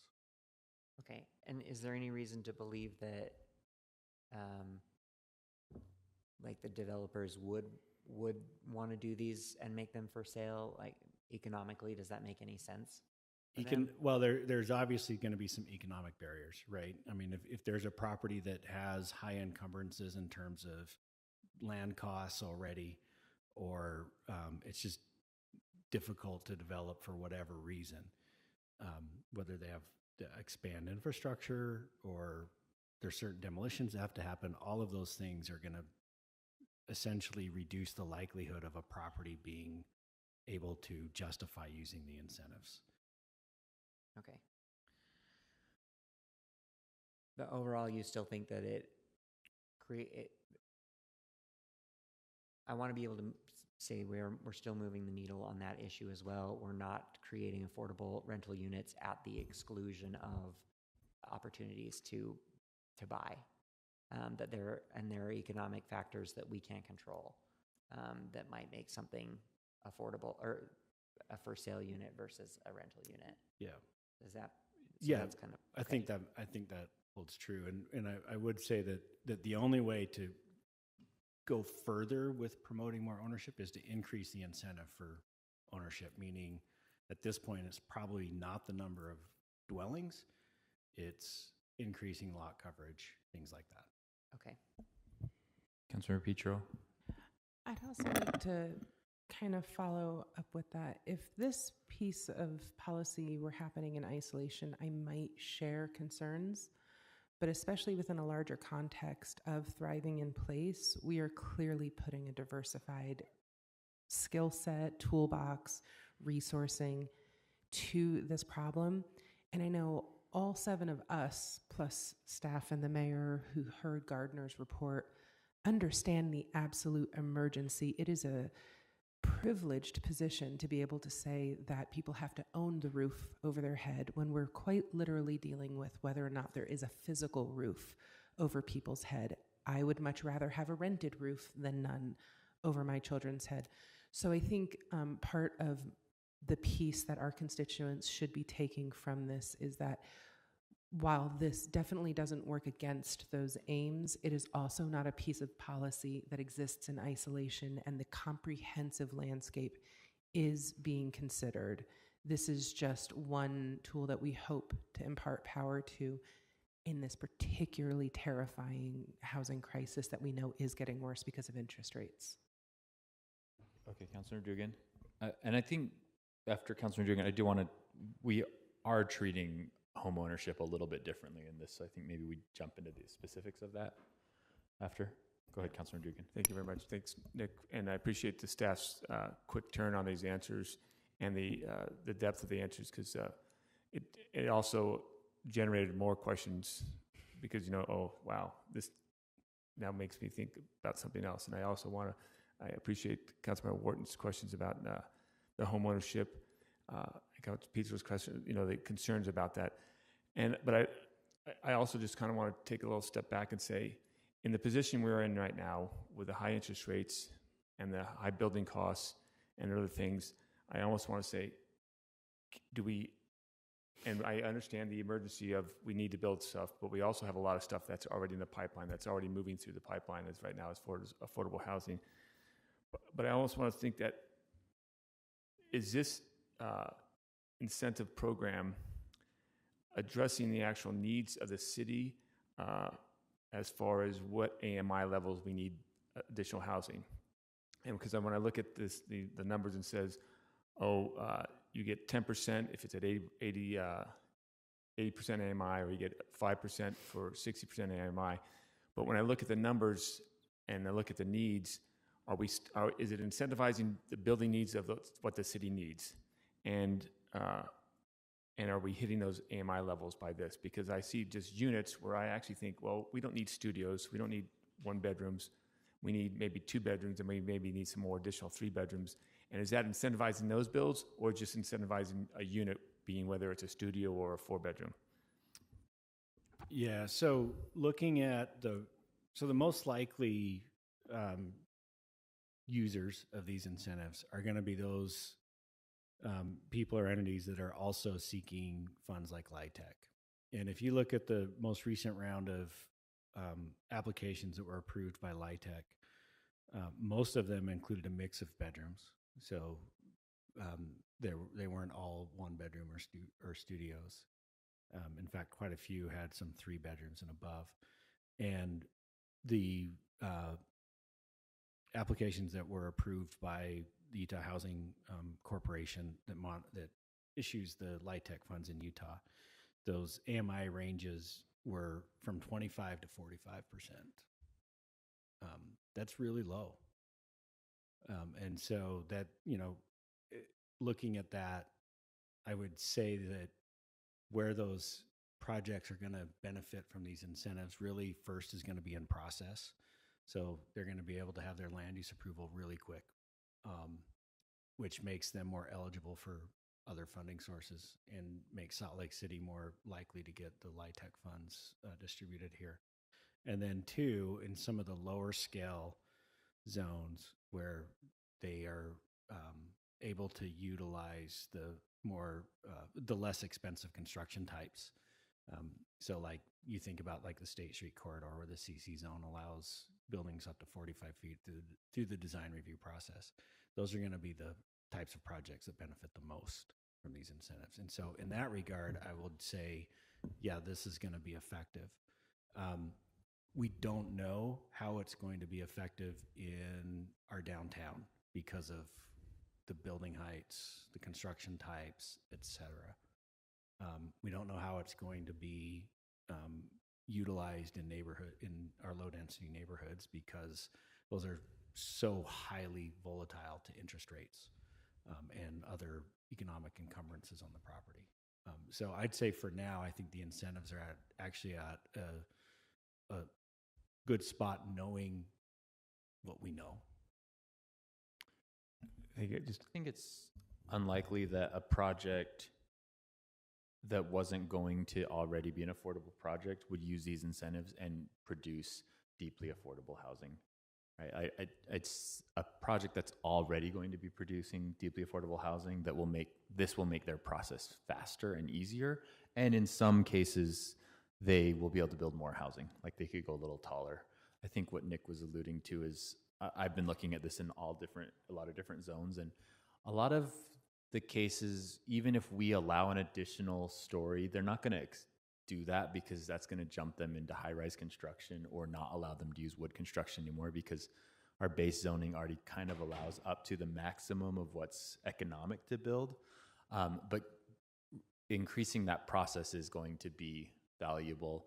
I think where we're going to see more affordable housing units built is at the moderately affordable level, where a project in a lower density or medium density zone says, well, if I can do a little bit more, like if I provide 80% AMI, which isn't actually that hard for a developer to provide, but it is still a little bit less than market rate, they may choose to say, okay, I'm going to provide some moderately affordable housing in exchange for an additional story, or in the multifamily zones, relief from the density restrictions. Like my building has to be the same size, but I can put more units in that same size building. I think we may see some developments actually choose that, And those are going to be those moderately affordable housing units, which according to all the reports we're getting out of Gardner and everywhere and everyone else, those are still necessary because they create downward pressure on those lower units that people are being displaced from. But I don't think that this by itself is going to produce deeply affordable housing. And I don't think that's the intention of the way it was written. I gotta, thank you for that. I'm just gonna change the subject just a little bit here on the back to the incentive side of the house.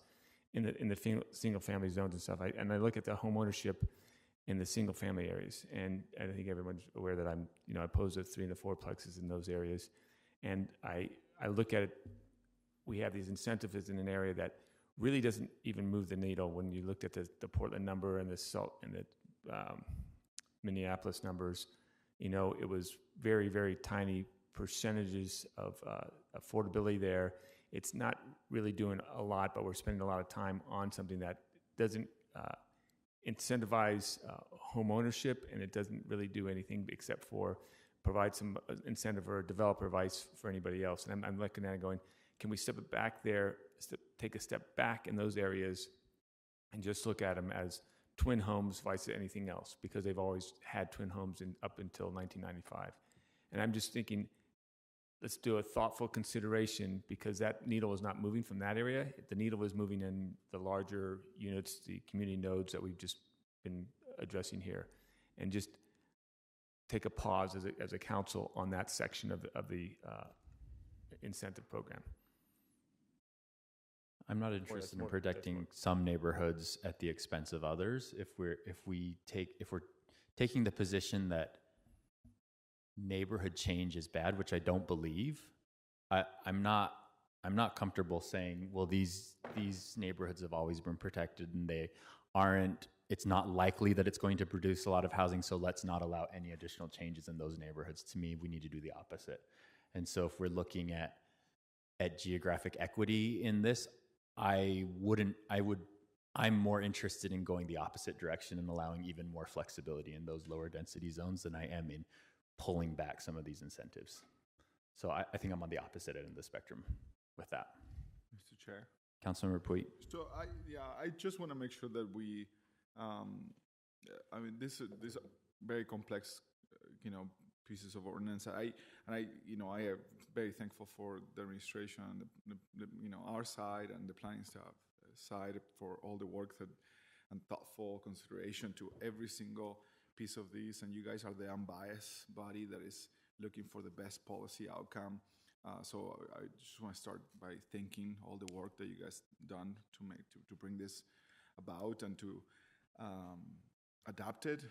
This has come a long way from the previous version many months ago. So I just want to acknowledge that first. And I also want to make sure that we don't get caught up on finding something perfect, because we don't let perfect be the enemy of good in this case, right? There's a lot of fear spread out around in the community about how these policies will destroy the fabric of society, or they will destroy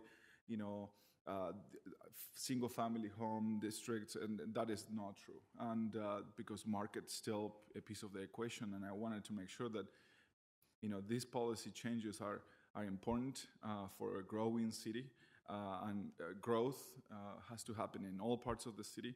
And this policy allows for that, and in moderate ways in many areas. We're not going to see towers and single-family home neighborhoods. We're not going to see a gigantic jump of housing, and also a struggle with the idea of yes, we want more home ownership, and we want to make sure that this. And I appreciate Councilmember Wharton for asking these questions that were very useful to understand that this incentive program is not disincentivizing home ownership, right? It is actually allowing for that to happen, but I want to make sure that we are not perpetuating the fear of the renter, right? There is this conversation that is happening in the community right now that renters are bad for neighborhoods, and I want to start just if I was a renter. I think many of us were at some point. I wanted to be the best renter I could. I was working many jobs at that time. Renters are not bad. We were all renters at some point. Well, not all of us. Some people were able to be lucky enough to inherit a property, but you know, we live in a different place right now, and I want to make sure that we stop, you know, exploiting this fear, the fear of the renter. We welcome renters in our community. We have a lot of them. The market, unfortunately, and the wages that we're getting paid don't allow, and the housing prices don't allow for more people to be able to buy homes. This city, this administration is working very hard to try to break some of these barriers. This piece of policy that we have in front of us will allow for more of this to happen. But many people that need to buy a house need to be able to rent it and afford it in our city first. So I just wanted to throw that out there. I know that this policy is not perfect, and I don't know if any policy is perfect, but it's moving the needle the right direction. And let's keep on moving things ahead. I mean, RMF 30 and the news, ADUs, and all the positive changes we've seen from this body finding commonality. We are seeing more gentle density coming into our neighborhoods that is not destroying any fabrics, but expanding the fabric of society. So thank you. Yeah. And I do want to get to like actually what this is doing with home ownership. Do we want? I just had some comments. Okay. District 4 is not afraid of renters. That's what we do. That's what we have. That's what we're zoned for high density. And we have a lot of renters. So I don't think, at least in District 4, I don't think that's the fear. The fear is that people won't be able to buy a home for a long time. For a long time, according to the Kem Gardner Institute. So I think we have the opportunity right now with this affordable housing incentives to tackle that issue too, as we did with the NOAA, in the Thriving in Place, which is helping with intervening. I feel like if the market will not allow our people to enter the homeownership market, perhaps it is the opportunity for the municipality to intervene somewhat. And I think that's what I will be looking for. Like, how do we also help those that have no chance of owning anything for a long time? So I don't want to make this discussion about the fears or the renters. I want to ensure that we're being fair and we're actually making a dent on the affordability issue in all of the spectrums, whether it's rental and whether it's home ownership. In terms of, I don't feel like we're super, maybe I'm not understanding the actual, I don't feel like we're super intentional about what we're trying to do. And maybe it's just a matter of, maybe Nick, you explaining to me, the deficits. We got this graphic today about the need of affordable housing in the different ranges of affordability. Is that Nick Tarbert? Is that from Nick Norris, or is that from? No, that was Councilmember Dugan had recalled that from the SLC housing discussion plan last summer. Yeah, we pulled it from the it was city's sent at housing plan. 11:45. So, according to this, and the way I read it, we have a deficit of units at the 30% AMI. We are short 5,500 units. The 50% AMI, we have a surplus of units, 9,000. Sorry. Okay, so I need some clarification so that I can understand what we're trying to do, how intentional we're trying to do things here, because I think if we're trying to accomplish affordable units, regardless of rental or home ownership, we need to know what we need, and then we need to be able to quantify, to have the safeguards, to make sure that people are doing this, to enforce it, data, all of the things. We need a plan to understand what we're short of, what we're trying to do with these incentives, and to make sure that we're going to get there and have a plan for it. Otherwise, we're just doing this blanket, let's do affordable stuff, but we don't know exactly what it is. And even though it's well-intentioned, we now have the time to, because of the market, because of the economics, we have the time to make it really, really, really good. We're not in a rush, like, per se. I want to get this done, but I want more clear stuff of what we're trying to do. So hopefully maybe that I makes disagree sense. with the urgency comment. I think it is urgent, and I understand that interest rates are causing construction to go down. To me, that's even more reason why we need to innovate our ordinances so that different types of housing can be built. So I don't agree that nothing's going to get built in the next few years because interest rates are up, so let's just throw up our hands and do nothing. I think that's even more reason for us to move quickly on creating new ways. I'm going to go back to the question about homeownership. But in one moment, but I agree with you, but if we're just going to incentivize 80% AMI, let's say that's what we're going to do, it's defeating the purpose of the deeply affordable needs at 30, at 50, at 60. To me, that's just to me. This is an ordinance that's trying to incentivize the market to create housing. We're never going to be able to get the market at their own economics to create deeply affordable housing. That's what I was saying to Councilor Dugan's question. Those are going to require dollars from the city. We're trying to extract as much affordable housing out of projects within to which we don't actually have to provide any dollars. And yes, those two things could be layered, right? But the deeply affordable housing doesn't come from this. That comes from city, county, state, and mostly from federal LIHTC dollars. And I think that's still going to be the case. I think that in reference to the house, I want to go back to the affordable homeownership thing. So there's three separate contexts that we're talking about right now. One is our low density, one is our multifamily zones, and one is our higher density. So the lower density zones, and this is a question for Nick, we're not treating homeownership versus rental units any differently in type A. That's correct. That's correct. Okay. I personally think that's good. And the reason why I think that's the case is that those are the zones that already create affordable home ownership.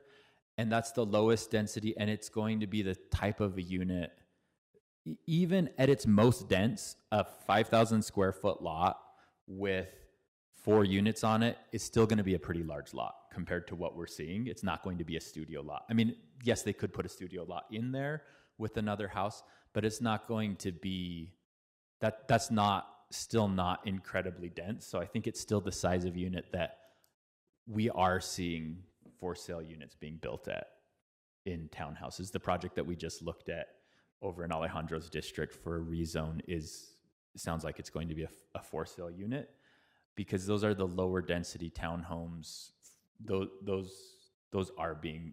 That's the only kind of homeownership that's being put here. One thing I think we're forgetting, though, in terms of that type A unit, is that a homeowner can buy a property with 4 dwelling units on it and finance that with a typical FHA loan, which means it's not just that 4 individuals in that lot might be able to own it, but the person that's buying the whole lot could get that. A typical consumer could go in and get a loan for a 4-plex and then rent out the other 3 units and cash flow that. So all of a sudden, they might be able to afford a house because they have 3 additional units or 1 or 2 additional units that are cash flowing and helping them pay that mortgage. And the 4 unit is the breaking point to where you have to go 5 units, you have to go to a commercial loan. So this actually is, I think, doing something that we haven't really talked about a lot, but it's allowing for home ownership in the sense that I could buy a house that I normally wouldn't be able to buy. I can now afford because I can offset some of the rent or the mortgage payment with rental income in that type A. The type C, which is our highest density units, what we need to decide on right now is whether or not we want to create, if it's for sale, so if it's a condo building, do we want to say instead of 20% AMI, you only have to do 10% at 80% AMI instead of 20 at 80% AMI, or 5% at 60 instead of 10% at 60? So basically, we're reducing the number of units that have to be affordable if they're for sale. And that's a straw poll we need to take, right? So does everyone understand that question? This is the higher density, big multi-unit buildings, which right now are the ones that are almost impossible to get as condos because of liability issues that we've talked about, financing issues. What we're saying is we understand it's harder to make those. So if you choose to do a for sale, a condo building, then instead of saying you need 20% of your units to be at 80% AMI, you only need to do 10% of those units. So reducing the number of units in the building that have to be deed restricted affordable because the whole building is for sale. Just a clarification. That's when we're So done. does the entire building have to be for sale, or could you have in a mixed development, like one building has units for sale that then would qualify for this, and then you have a separate building that maybe has more rental opportunities? I'm going to ask staff to So answer. I the don't way know. this is written is that in that kind of a situation, is that if there's one building that is potential for ownership, that building could take advantage of the ownership affordability. Okay, so there incentive. would be They could- opportunities for a developer who may have some ownership and some rentals to still be able to access these solutions. It wouldn't preclude them because they have that mixed That's right. design model. So any land use regulation has to specifically prohibit something, otherwise it's allowed. So, Thank you. Yep. So that's a good question, though. Like, if it's two separate buildings on one parcel and you provide it in one building, do you get the incentive for the other building? That also has to provide the same percentage of affordability, that's right? right. You'd only get it for the ownership, the units that are available for ownership. But the one building would be for home ownership, the other one would be for rent. You couldn't mix the rent home ownership, or could you? I guess you could. You can mix for sale. You probably and for could. rent That's in a building. very, very complicated. So it'd condominium probably setup. be like, this cluster is for sale, this cluster is for rent in this zoned area. It's by building, right? Yeah, Like so- it, well, the individual building has to meet the affordability in order to get the additional. The incentives are specific to either homeownership or rental, so they don't cross over. Right. They're separate. When I look at a building, I could say you have a condominium complex, which is one big building, and this section of it is, this one big building is for sale, and this bigger building over here with multiple condos is for rent. Guess But not common walls. Okay, so I guess that does bring up a question, though. Maybe I don't understand.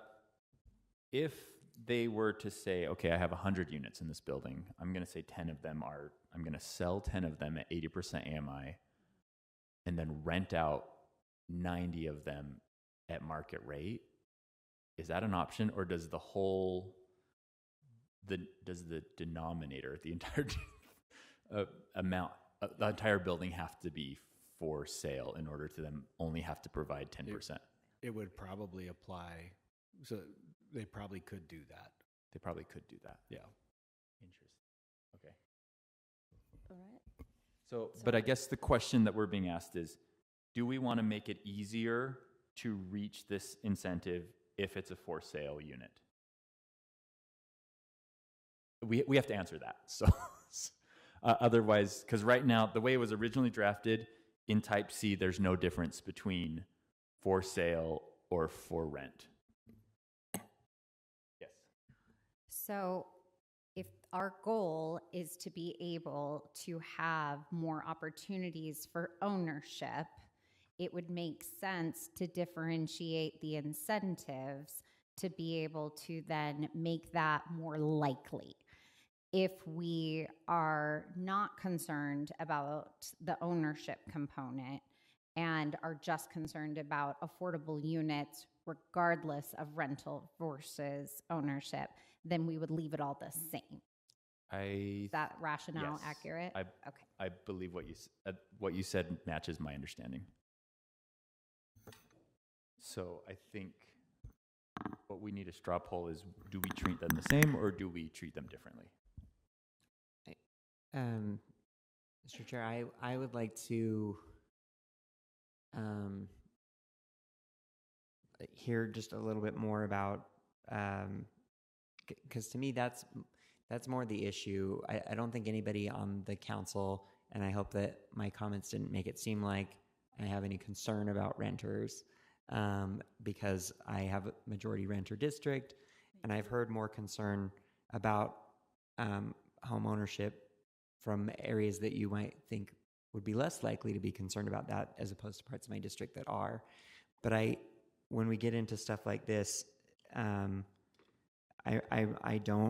would like to hear more of the robust debate on the sides of why these are the correct numbers.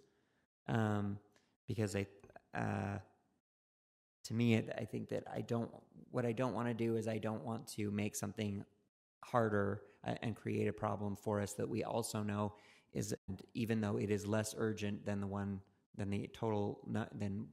where we need to increase the total number of units. I don't want to make a decision here that is going to cause the problem that we're in now on the other side of the coin, if that makes sense.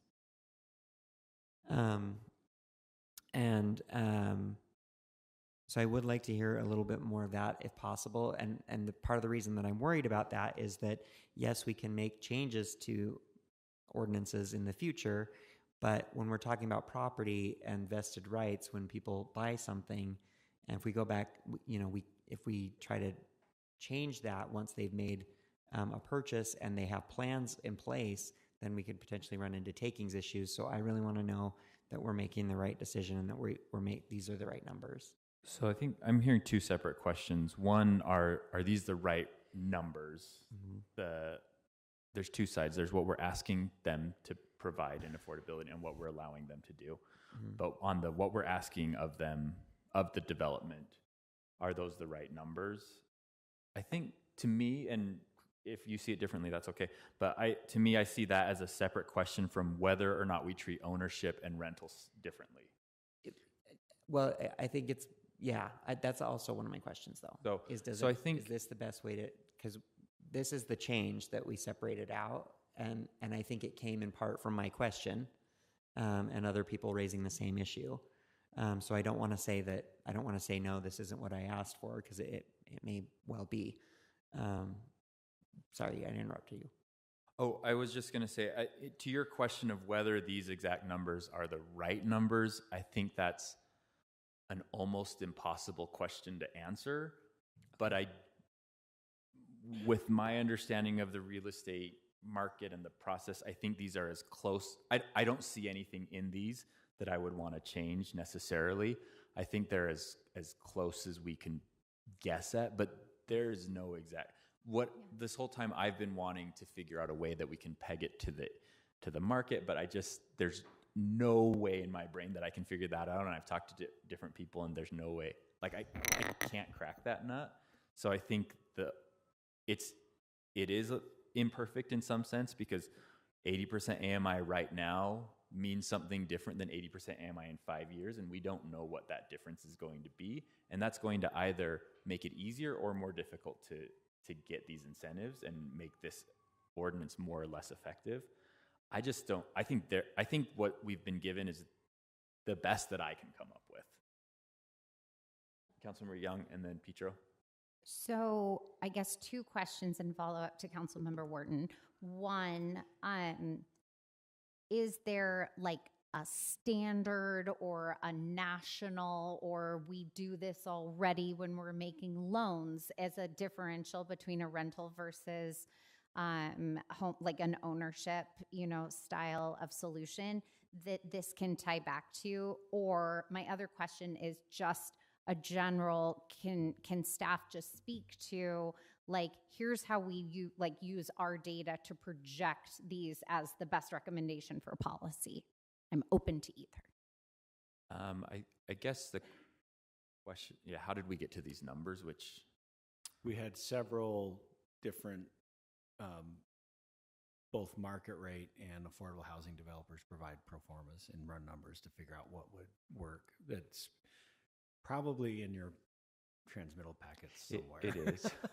I don't know exactly where it is, but we wanted to get both people who are only doing affordable housing and people who build market rate housing, so we could try to figure out what was the level of incentives that would be feasible to take step. Can you let me know if that data was specific to like the Salt Lake area, or was it more regional? It was local data. Yes, so, very local. So I think one thing that happened, and this was years ago, or a couple of years ago, right? We had a draft of this, and I think it was ready for transmittal, but the mayor actually pulled it back and convened a group of community members, developers, I think bankers, architects, like a big group of people that were in the industry to say, are these the right numbers? And they told us, these are the numbers that we would recommend. So it was, right, am I mischaracterizing that? It was a process that... It hadn't gone through the planning commission yet, but the rest of that is accurate. Yeah. Okay, and that helps me, I think, then to Councilmember Wharton's question. So then we're basing the homeownership off of the recommendation for the rentals of that conversation, or like what was more holistically viewed as rentals or homeownership. And we basically said it's recognizable through the market that because of the different financial and economics of doing a building for sale, that then these numbers would be appropriate. We just, if you're doing home ownership, a for sale building, we've just made it a little easier. Understanding that it's harder to make a for sale building happen in our market. Yes. It's just easier than for a rental in this type C context. Do you agree with it? Type C, the type of product you're going to see built that's using these are townhomes. Yeah. Okay, so that helps me, thank you, to just understand where the numbers are coming from related to those recommendations. I'm going to throw out a little wrench here because I know we're still on the straw poll, but we're looking at separation of the homeownership incentives from the rental incentives in type C. But I think we also probably want to do the same thing for type A and B, because I take a look at the single family zone areas. That's also an area where we want to incentivize homeownership in those areas. So, but the incentives are the same. So I would always assume that a builder is going to do it for rent instead of home ownership. And we're seeing a decrease in home ownership in different parts of the city, where we actually want to see an increase in home ownership because we know that's a wealth building. And that's where I'm concerned, is that some areas of neighborhoods will actually see a decrease in home ownership because someone with more funding can buy the place and turn it into a rental, or add another additional house there. And now the whole area starts to become a rental. And yes, we all rented. You're right, we did, and we all lived in rentals, and we stepped up into the home ownership.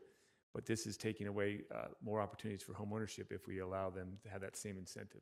So that's just a mindset. So is there a possibility of changing the home ownership incentives in the type A and B as we're doing it in the type C to at least allow home ownership still to happen in those areas, whether it's a twin home or that nature? So right now it's requiring 50% of the units to be at 80% or less in those areas. Unless you're keeping the same the if you're existing keeping home. an existing home, then it's only 25%, which is 1 unit. So we can't go below 1 unit. Right. I mean, right. You can, but you have also. But I'm just saying that home ownership, and can you change the incentive as far as? So I guess you AMI, could. Can you go to 100% AMI? I'm throwing that out there as far as that discussion on what that incentive is for these, and that's where I go back to my original conversation of. Yes, this is. We need to address this quickly, but a couple discussions in this vein does not change the trajectory of this over 12 months. Because I think that the staff already wanted maybe a 6-month leeway to get everything up and running before we started moving forward.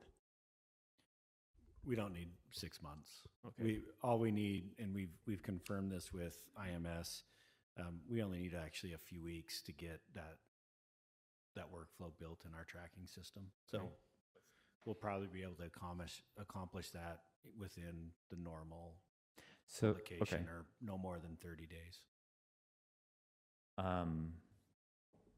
I think theoretically it's probably possible what you're asking for us to also make homeownership a different either level of AMI or percentage in the type A, which is the single family zones. Right, Nick? You could. I mean, the reality is, when you're only allowing up to 4 units, you don't have a lot of wiggle room. We can't go below 25%. And so you could increase or decrease the AMI for ownership. And when I say decrease, I mean that's actually going up to like 100%, which some cities like Cambridge, Massachusetts, which has an affordable housing incentives, they actually go up to 120% for ownership. I don't think that's entirely inappropriate, because right now, if you're at 100% AMI, there are 0 houses in our city on the market for you to afford. So, I would say that it is fairly easy to take this same incentive that we're proposing in Type C and actually add that to Type B. So that would be the same thing in the RMF zones, instead of the owner-occupied units being required for 50% of the units at 80% AMI. So if you did that, that would mean that 10% of the units for home ownership could be at 80% AMI or 5% at 60% AMI. well, okay, wait. I did want to get to that, but the rental one is in Type B is 40% at 60, 20% at 50, or 40% averaged at 60, right? Right. So could we do 10% at 50, 20% at 60, or 30% at 80, right? Does that make sense? Like going all the way down to 10% at 80. Well, that's making it way, way easier to do affordable for sale, which maybe we want. So maybe actually what Nick just said is exactly what we want to do. Okay. Yeah, repeat that. The requirement, what we're asking from developers in Type B is harder than what we're asking in Type C in terms of more of your units at a lower AMI. We're asking for more in the multifamily zones than we are in the deeply affordable zones, or sorry, the high density zones or the low density zones. So we have a lot more room between asking for nothing and asking for what we're asking for in those multifamily zones to come in somewhere in between for sale. So we could go to exactly what we're doing in Type C, which, I mean, it probably would produce for sale units there. I think it's important to keep in mind what incentives are allowed in Type B, and it's basically density, eliminating minimum lot widths and waiving the minimum lot areas per unit. So you would definitely see an increase of use of those incentives in those zones. I would be good with that, actually. To reduce the percentage of affordability requirements. Yeah, what staff has proposed for Type C, which is the only 10% of the units have to be 80% or 5 need to be at 60%. We could do the same for Type B. Okay. And I mean, we're back of napkin math here, but I agree with you, Nick, that it probably would work in that zone. You basically get less units, but but at least the possibility of like being for sale, Ownership. which is again, Less affordable units, more units overall. correct, and I'm okay with that. If we can work it out, again, but I think it follows the same rubric that we have here, and I appreciate the conversation because it brought this to that place. So yeah, I think that makes sense to me. I like that. Okay, so I think this. The AMI stays the same. Okay, so then the straw poll we would be looking for is that in Type B and Type C, affordable homeownership units would need to meet either 10% of the units restricted at 80% AMI or 5% of the units restricted at 60% AMI. And then they could meet the incentive. Did I say that correctly?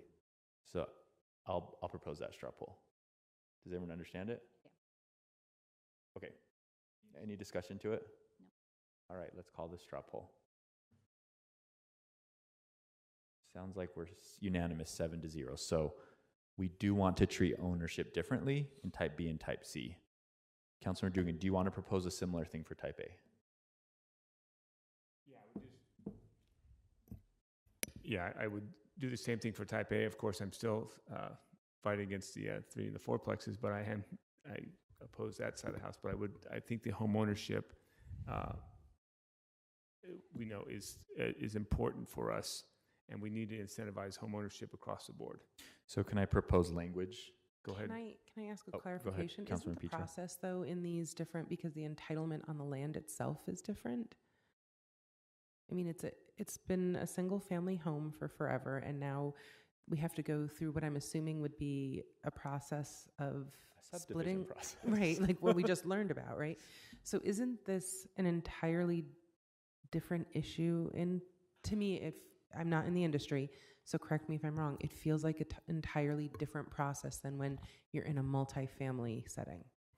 So any of these that is, whether it's Type A, B, or C, that would be using or creating for sale units would have to go through some subdivision process to create those units. The don't the Type B and C do that at the point of permitting? No. No? Okay. No. So it's still... I mean, they could. Basically, it's a separate process. Sometimes they happen concurrently. Sometimes one happens. Sometimes the subdivision happens before the building permit. Sometimes it's an existing building that someone's trying to I feel like this Type A condo is conversion to. I feel like the Type A, given the restrictions that we know on people in the industry for, only the 20% of their workload can be the condos or the for sale before they get kicked off their insurance. This one seems the most likely that someone would have a beautiful old Victorian and do what they do in Boston all the time and split it into two, and there would be ownership, two owners of one house. It just seems more complex to me than the other two for some reason. I actually think it's less complex, and I think that's why in these zones we already see more ownership happening because they're smaller buildings. So like if I do a 4plex or even I've done up to 15 it as for sale, that doesn't kill my insurance because it's a smaller project. Whereas if I do a 100-unit condo building, I'm uninsurable. So I actually think ownership's easier to do in the smaller buildings anyway. I think the language I proposed to accomplish Dan's goal would be that it's still half of the units, but we go up to 100% AMI. And if you are preserving a historic thing, then it's a quarter of the units at 100% AMI. So we just, instead of reducing the percentage of units, we increase the AMI level to 100%.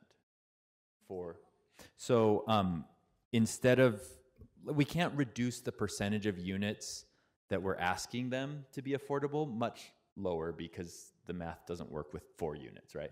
But instead of saying that they have to be at 80% AMI, you can sell them for up to 100% AMI, which is still quite a bit below any for sale unit in our market. I think your microphone's not on. So the proposal is half the units at 100% AMI, and then I missed the second one. 25% of the units at 100% AMI with the preservation of an existing unit. But I need to go start at the beginning. Okay. Again. So right now, if you're taking in a single family zone and you're going to split the Victorian, or you're going to add units in the back, or you're going to tear it down and build a whole new thing, we're asking for 50% of the units to be rented at 80% AMI or sold at 80% AMI. Right. Or if you're preserving a building within that, we say only 25% of those units have to be at 80% AMI. Right. So the proposal, the straw poll would be that that stays the same if it's a rental. We do nothing to rental units in there, but if it's a for sale unit, we say, okay, you can actually sell those up to 100% AMI instead of 80% AMI. So you're getting a little more money out of the sale of the unit, but you're still creating for ownership, home ownership opportunities at below market rate. Okay. Because AMI is not market rate. Right. I see. Okay, that was the part that you threw in at the end, that you were like, these are still more affordable, and If you earn 100% AMI, you can buy 0 houses in Salt Lake City. Right. Got it. I mean, there may be one that. Okay. But for right now, it's pretty much 0. Got it. Yeah, I understand. We're going a little faster than I could think, but thank you for So- explaining twice. Thank you for that, and for explaining that, because I agree with that, but I will still always say that continue to say that I would like to still try to convince you on the 3 and the 4 plexes, because I don't think the 3 and the 4 plexes have a good place, but I would do that for the duplexes. But of course, I do think at the same time, the homeownership is important for all of us. I mean, that's what one of our biggest goals of the RDA was: family units and homeownership, and thriving in places the same way. So I think I agree with that. Can I ask what the data point missing for you is on the 3 and 4 plexes? Because we know from the Gardner Policy Institute that family unit size is decreasing too. So we know that those larger houses are likely to not have as much demand to fill them coming up. We know that we are moving towards an increased density of population here, whether or not we want to particularly welcome people. It is a free country. They're allowed to choose where they live. So what is the data point missing for you at this point that would make you say, let's go ahead with the 3 and the 4 plexes? Because this feels like a really huge compromise and movement that we've made here today on this policy with the homeownership initiatives. I think the homeownership. Thanks for the question. I think the homeownership is huge, because it is a big deal for me. I think it's a big deal for all of us. That's why we're sitting here having this discussion, and I think it's very important because we want to be able to build that wealth building for everybody at all levels, and that's important. I think sometimes on the we want to move the needle also on this stuff, and we can really move the needle on affordability in the type B and C units. And I think in the other areas, the single family zones across the city, I think and there's some areas that have really, again, have tight streets, a lot of parking issues. They're not walkable because they're not near anything that they can walk to. So we end up with a lot of other constraints that we haven't addressed yet, and we need to address that. And that's why I think that twin homes, we allowed twin homes all the way up to, and I use the word twin homes, not just duplexes, in a lot of single family zones up until 95. And then we stopped. And we have a lot of them throughout the city. There's a lot of duplexes and twin homes across the city in all the different neighborhoods. And we've all walked those neighborhoods. And I think that's wonderful. I think once we step beyond that, now we start to impact that community living, and also the complexities of multi transportation across the board, and that's just. So I live in a single family zoned neighborhood, and we have the smaller streets. We're a post-war planned development, and it actually improves the fabric of our neighborhood, because when you have to wait, you wave at your neighbors as they drive past you. So I'm not super concerned about this. I am concerned about the inequitable distribution of transit lines and the high levels of protest when those transit lines go towards certain areas that are being used. And I'm worried about the passive messaging here that we're doing, that single family homes are going to become something and areas that have tree-lined streets where kids play in the yard are only going to be for a certain subset of people who were able to accumulate wealth before a certain period of time, after which everyone else needs to be stockpiled into a tenement. And I don't think at all, Councilmember Dugan, that that is what you're saying. I am worried that that is a passive byproduct that we generate if we don't subject single-family zones to the same kind of scrutiny, examination, and opening in an increasing density environment that is required at this moment in time. I appreciate your comment, and you know, I'm also the huge proponent of the public transportation, and you know, if this can drive additional public transportation, additional frequency, you know, that may change the equation, because I will continuously push for additional, and when I say additional public transportation across the city, east, west, north, south, all the big streets, to a rate that we actually can use it instead of have to schedule days in advance to make sure we can get on it. Can I ask a procedural question of staff? May I propose a straw poll and vote no on it? No. You can't on a motion. Perhaps you can if it's okay with the body on a straw poll. Okay, I'll just do it the opposite. I propose a straw poll that we do not change the type A zones from fourplexes down to duplexes. So my straw poll is that we keep it the same, which is the opposite of what you're saying about keep moving it down to duplexes. But I just think we're all kind of entrenched in our position here, so let's just vote on that. So I agree with all the homeownership concerns.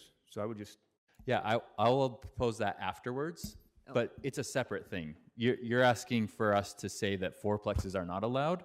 So let's.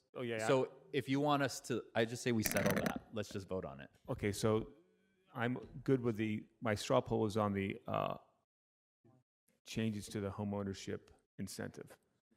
I was just making the comment about the three fourplexes. Okay, so we can make that separate. Then I'll ask that we focus on the issue that we're going to straw poll, unless you would like to propose a straw poll to change down to duplexes. I'll do that separately. Okay.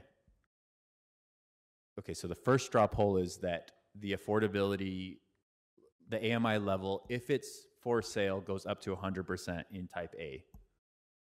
Is that straw poll clear? 25%. It goes up to 100% of AMI, but the requirements stay the same. The percentage of units stays the same, but the AMI goes up to 100%. But we're still in that secondary. Yes.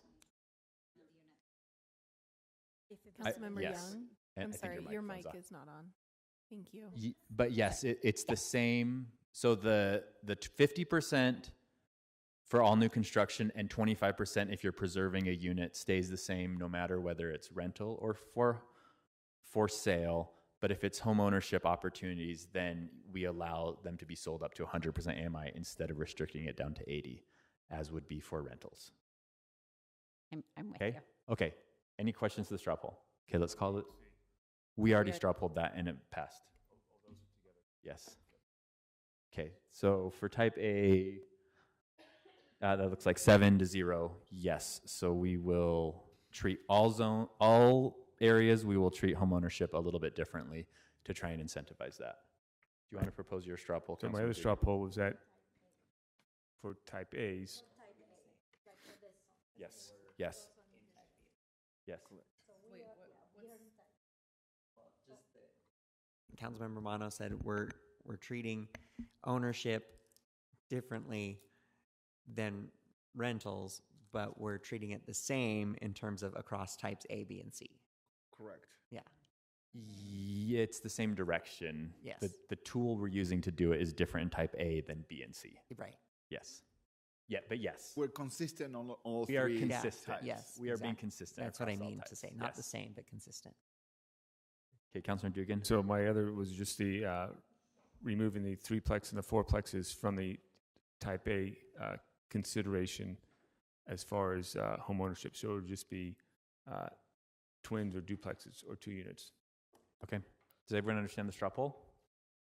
So the straw poll is that we don't allow threeplexes or fourplexes in the type A, which is the single family and 2 family zones.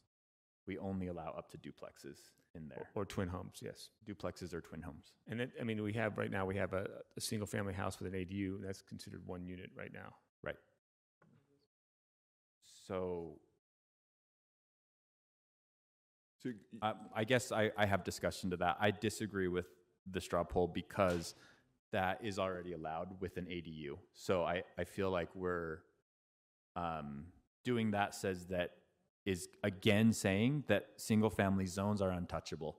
You can't change anything in my single family zone. And I don't want anyone that's not able to afford a far above market rate house to move into my neighborhood. That's what I'm hearing, so I'm going to vote no on it.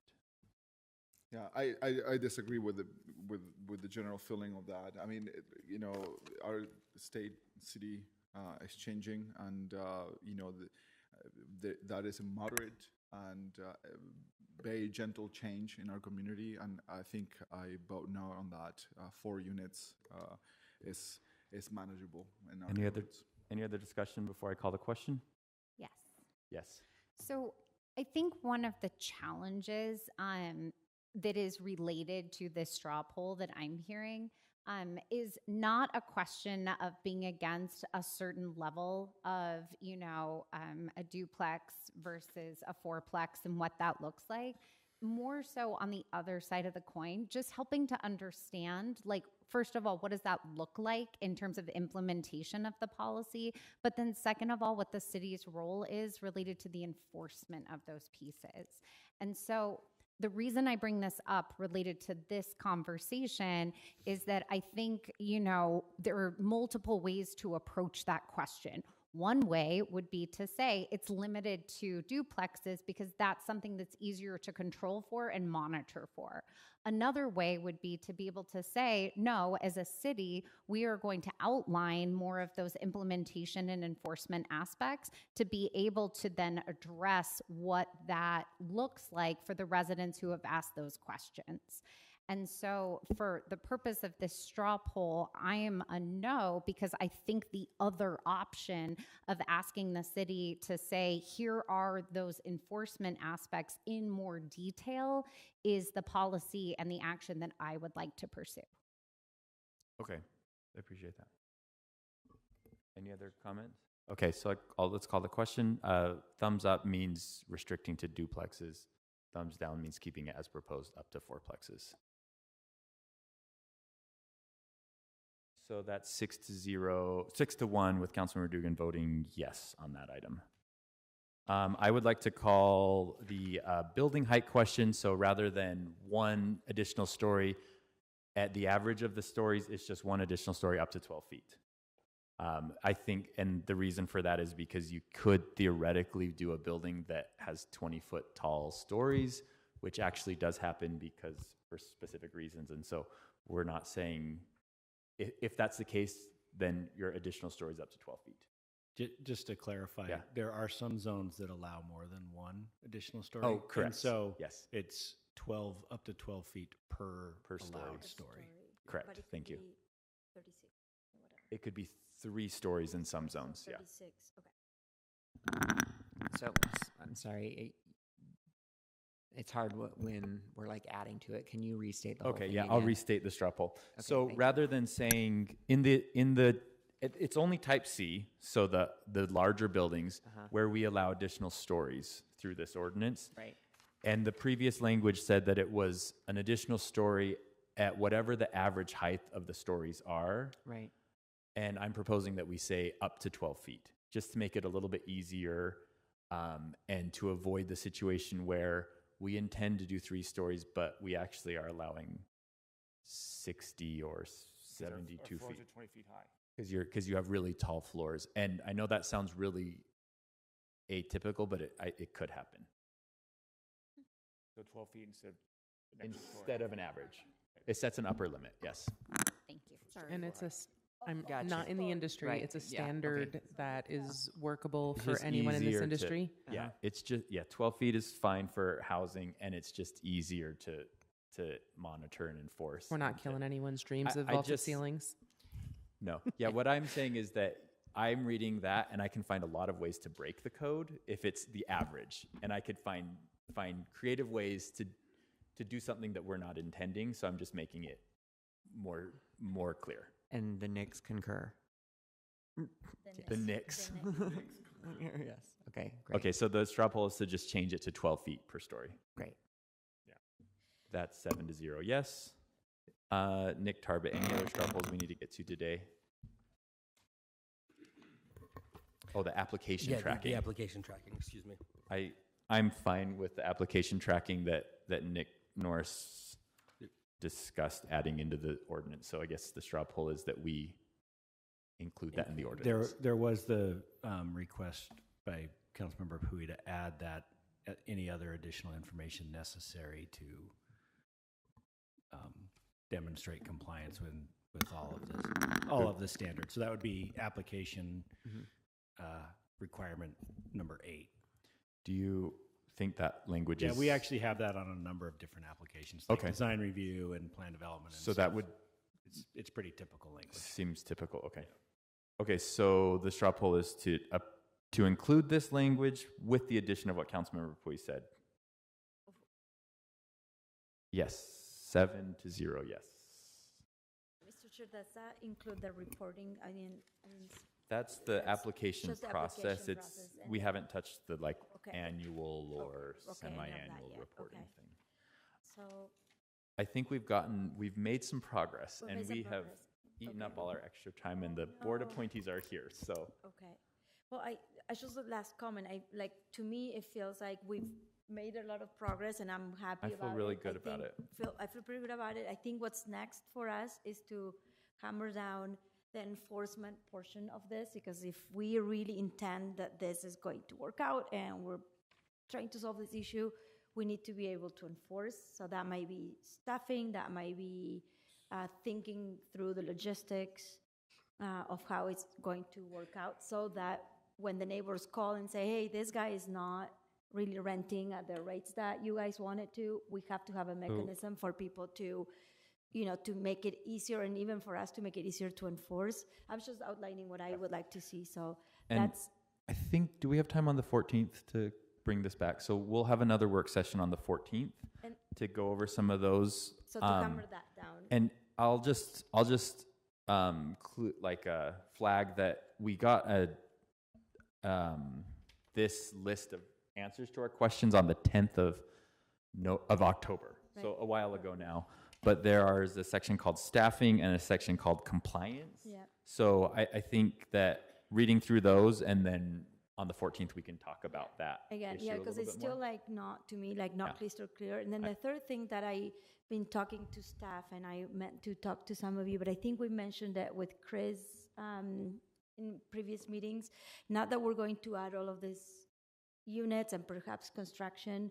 What we anticipate is that we might have some issues of irresponsible contractors going and doing the work and damaging, perhaps not knowing that they're damaging an older structure, or a side yard or a driveway or whatever. And Chris and I have had constituents call us and mention to us that they have no recourse, like the city has no recourse when we approve these construction projects. If something wrong happens to the neighbor, we essentially don't have anything for the neighbors to go and claim to someone. And what we're saying is, well, it's a civil matter, so go ahead and figure it out yourselves. And I feel that's somewhat irresponsible from us, and I would like to have something, an ordinance or something like that, where people do have a recourse if their property is damaged. So on the 14th, we'll definitely talk about the enforcement and staffing, as well as the issue that Councilmember Wharton originally brought up that you're now bringing up again with regards to the building code. Okay. Not the building code, the building's Title 10 or whatever it was. Yes. I know you said last comment, but I'm just going to scooch in here just a little bit and just say that I want to commend Councilmember Dugan, because I know that when we have these discussions, it's hard to be in the minority and to be sometimes the lone vote. And I think that you've just done a really good job of hearing the comments and the concerns that your constituents have raised, and that I also have heard from District 6 constituents, and others throughout the city and various districts. And I think that you did a really good job doing that while also being inclusive and making sure that there are tons of renters in District 6 too, and I always felt like you were not taking the side one or the other, but trying to do what's best for the city and for your district. So I appreciate it, and I think it's created a much better overall policy for the city, even if we disagree on one or two pieces. Thank you. I agree with that statement. Yep. Thank you. Yeah, you've done a lot of work, and it's hard as well. So thank you. Thank you. All right. We will pick this back up again on the 14th. Right now, we're going to move on to item number 10 on our agenda, which is board appointments for the Public Utilities Advisory Committee. We have 3 appointees, and I would invite them all to come up to the table. Brown Sebright, Christopher Shope, and Terry Marasco. And it looks like you're all here in person. Great. Feel free to, what we ask is that you just introduce yourself, why you're interested in serving on this committee, a little bit about your background that might be applicable if so, and then council members may have some additional questions, but congratulations on being nominated by the mayor, first of all, and thank you for being willing to serve the city. We'll go in order. Brown, do you want to start? Sure. Brown Sebright. I am a resident of Sugar House. I am a city planner in my day job. I do affordable housing planning, but a lot of my education, my experience and background is actually in water planning, sustainability planning, and it's one of my major interests and passions. I wouldn't say I'm an expert, but I am well versed in the subject, and I saw the opening and thought I would be a good fit for this. Thank you, Brown. Council members? But also specific to some of those environmental components that I know are so important to our entire city and comprehensively the state. So thank you for bringing that expertise. Thank you. I've also been very impressed with you, and you've there in 2020 when we were hearing from a lot of different people on a lot of different things, you engaged in a way that was very productive, and actually I think about that a lot. So thank you. Okay, Christopher Shope, do you want to just introduce yourself? Yeah, hello, my name is Christopher Shope. Chris. Can you use Brown's microphone? That one's a little bit not working very well. My name's Chris Shope. I've been in Salt Lake City for about 12 years. I moved from Germany after a postdoc, and I now reside in Sugar House. And I work for the Department of Environmental Quality, Division of Water Quality, and I do a lot of permitting. I do data analysis for the discharge permitting, and I thought that my skills might be useful. I'm kind of transitioning from more of an academic kind of service to more of a community service, and so the Public Utilities Advisory Commission seems like a great fit. And I see Councilman Young at the Sugar House Community Council meetings pretty often, so. Thank you. Councilmember Young? We love having District 7 residents representing in these spaces. And I just have to say that kudos to you in terms of being willing to share that academic expertise in terms of our efforts related to implementation. I think that your previous public service in those state roles will really be an asset to this committee. So thank you. Thanks. Great. All right, let's move on to Terry Marasco. Hi, Terry Marasco. I live on the west side at Redwood and North Temple. I came here to Utah because of the water pipeline project, which was going to desiccate the West Desert. I had a resort in Nevada. The last pump would have been right at my door. So I brought that battle to Utah.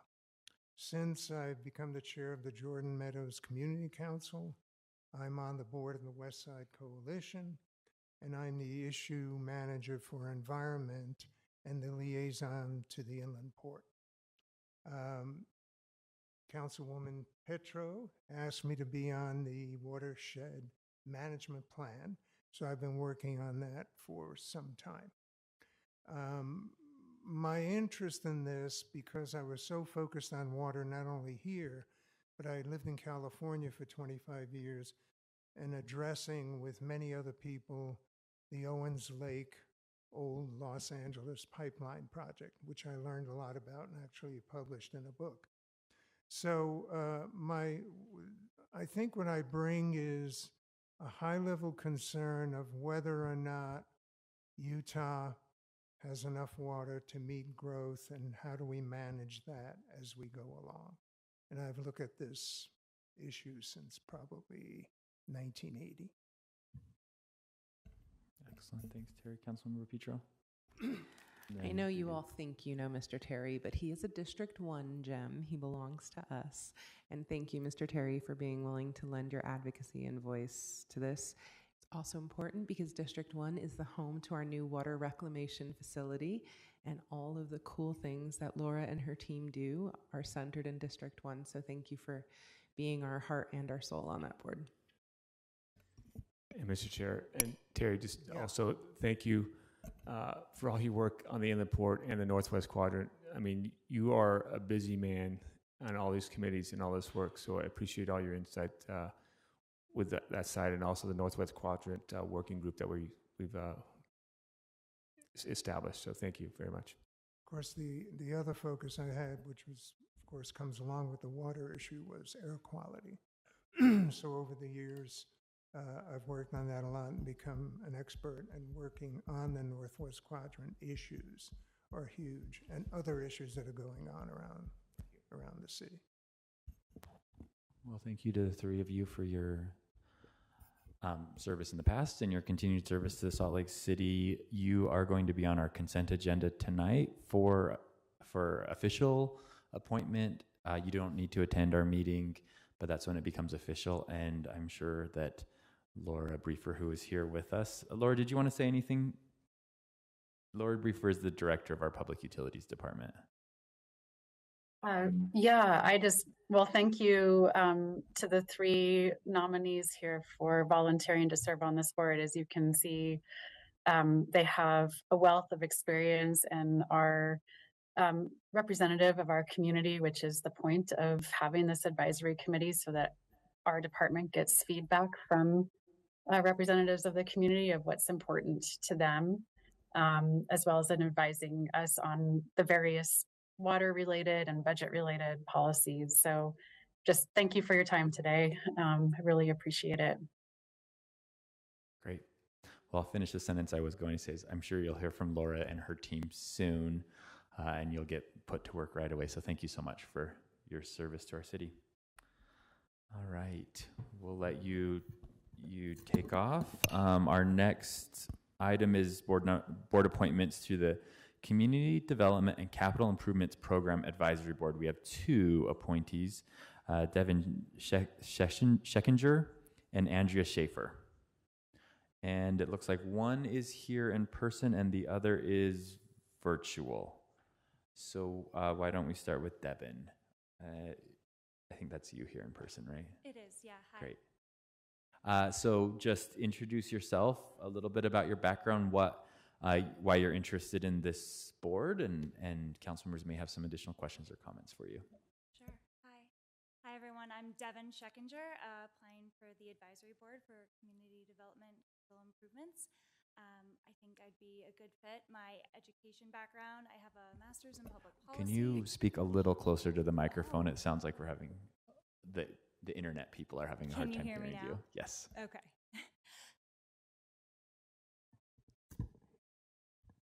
Thanks.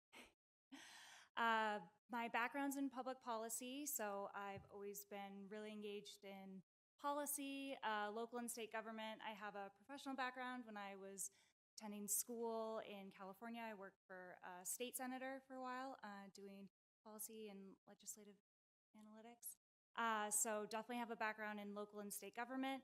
Moved here about 3 years ago and have been really involved in the community. I'm a volunteer ski instructor with Wasatch Adaptive Sports.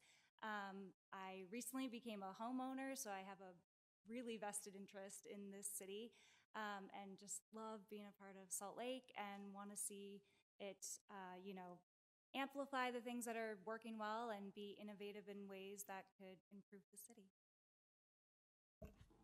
Thank you. Council members, any questions for Devin? Councilmember Young?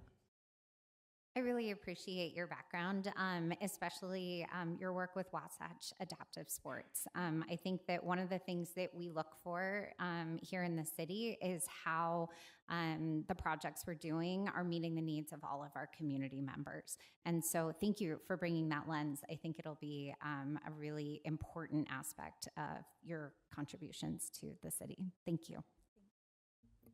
Thanks, Councilmember Young. Okay, let's go to Andrea Schaefer, who is joining virtually. Hello, everybody. Hello from District 6. Can everyone hear me? Yes, we can. It's all good? Great. Hey, my story in Salt Lake started in 1998. I moved here after coming out for vacation, much like many people, fell in love with it. And I've worked in a variety of public-facing jobs, anywhere from the Convention Bureau to I was a competition manager for bobsled and skeleton for the Salt Lake Olympic Games. And then I worked for 8 years at the University of Utah for the School of Business. So I've always sort of been invested in Salt Lake and highlighting what is best about Salt Lake. And I think that really situates me well for this board.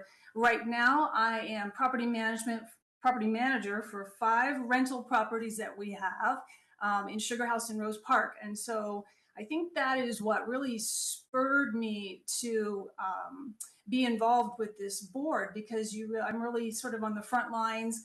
I really see the push and pull of the city growing. And I think my perspective as a homeowner and a property manager can really inform and help make some of those awkward decisions and challenging decisions about how Salt Lake can move forward and be the best version of itself. I'm also a cyclist, a parent, and a dog owner. So I have a lot of ways that I interact with the city.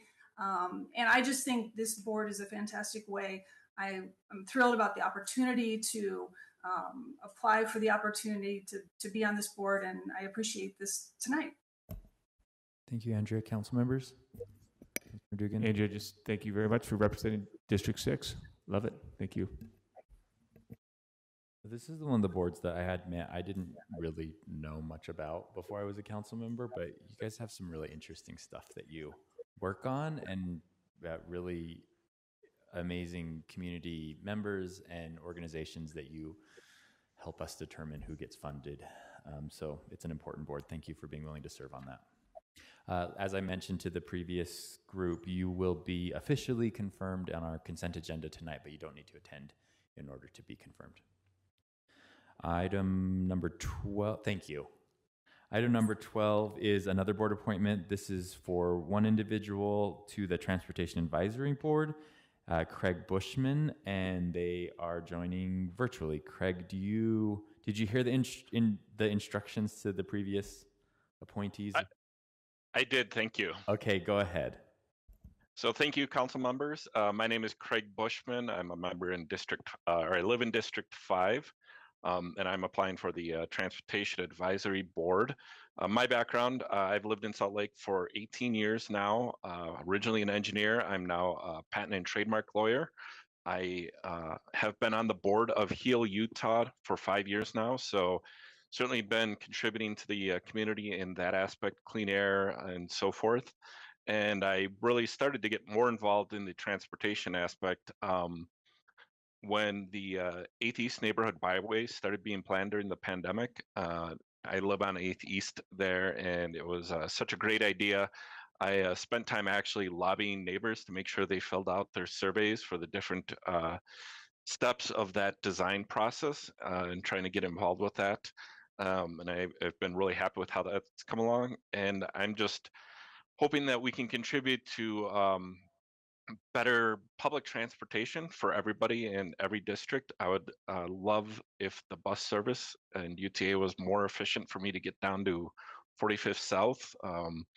Just as an example, it takes me about 25 minutes round trip by car, but it would be about an hour and 15 by bus. And I would also have to cover or cross State Street, or not State Street, 7th East twice and 45th South at least once on foot. And I know that UDOT roads aren't exactly under the city's control, but those are the sorts of things I'd like to work out because I think everybody can benefit from more frequent and accessible transit. So that's sort of the broad overview. If there are any specific questions, I'd be happy to answer them. No, but thanks for being the first District 5 representative tonight. Council members, any other questions? Councilor Puig? No questions. Thank you for volunteering for this board. I'm very excited to see so many council districts represented. I'm still waiting for District 2, so I a shout out to all of those in my community that have the opportunity to serve. There are still boards, open for filling. So please let me know if I can help you connecting with those boards. Well, we have one more. Maybe they're from your district, Councilmember Puig. Thank you, Craig, for being willing to serve. You're going to be on our consent agenda tonight when your appointment becomes official. The final one today is Travis Shepard, who is recommended for appointment to the City and County Building Conservation and Use Committee. And I have that you're here in person. Great. Do I need to repeat the instructions, or you know what to do? I heard him. Okay. So my name is Travis Shepard. I'm an architect with GSBS Architects. I'm a business owner in District 2, a principal at GSBS. So I've been an architect with our firm for 23 years. We've worked on quite a few preservation projects, historic buildings, including the UP Depot, Salt Lake Temple, Governor's Mansion, the Glendenning Home, Capitol Building, currently working on the City and County Building, the seismic repairs. So yeah, I'll just leave it up to you all if you have any questions. Councilmember Puig claims you. But as an architect, thank you for being involved in public the public realm. From me now. Thank you. You'll be on our consent agenda tonight. Thank you for being willing to serve the city. Thank you very much. All right. I think we do have one more item, which is a follow-up discussion on the alley vacation at 1518 South, 300 West, and I believe the applicant is here. Yeah, I see him. And this is Brian Fulmer gave us a little bit of information, but basically we had asked them for a bunch of stuff with this one, and I think this is their response to what they are able to accommodate, if I'm understanding that correctly. Brian, do you want to give us a quick introduction? Sure. Thank you, Mr. Chair. During the October 17th briefing, council members discussed a few topics, as you mentioned, and I'll highlight just a few of those. There is proposed to have a walkway between Andrew and Van Buren Avenues, and if we can get the slides up, that will help. The first one, as you can see, this will look familiar to you, the gray walkway about 2/3 of the way to the left, right below where it says Andrew Avenue. This is what the petitioner proposed. The council also discussed adding vehicular access to this walkway to help alleviate difficulties driving in the area, because 400 West is closed off there. There's the rail line that goes through, and it's difficult to get around for some folks. Then a council member also remarked that the walkway for pedestrian and bicycle traffic only would make the area quieter for residents and more enjoyable because of the location's proximity to 300 West and also closer to the freeway. So following the briefing, the petitioner looked at their cost to change this walkway into a road for vehicles and also to have sidewalks. And they determined that it would make the project unfeasible to build. They would lose so many units bordering the walkway there, and it just wouldn't work for them. So they came back and provided an option to build a road through the parking garage in one of their buildings. And if we can go to the next slide, that will show you. Could we bring may the slides recognize back? This from the I emailed that to you. So in the green oval over there, that is the parking garage for the west building, or referred to in the drawing as Building B. And the proposal from the petitioner is to have two-way vehicular access through that garage from 7 a.m. to 8 p.m. 7 days a week. There would be gates that would close during other hours, and it would be accessible only to residents of the development there. So that's a proposal that they brought forward. So staff has identified 4 options for the council to consider. One is to keep the design as originally proposed with the walkway, and that is the petitioner's preference. Work with the applicant to determine the viability of closing the alleys and building a road, allowing the vehicles and pedestrian access between Van Buren and Andrew Avenues, and this is the one that I mentioned the applicant said would impact their ability to move forward with this project. The third is the private road we discussed through the garage in Building B, and the fourth is to reject the petition to close the alleys and just keep them, the city-owned alleys, where they are now. Okay, and then we also asked about the percentage of activation. Were those are separate from this discussion, or is that part of the? I sent an email to Brian, and we included that in that email. Proposed it for the development agreement. 60% along 300 West retail space, and then at least 60% of the rest of the building to be anything but a parking use.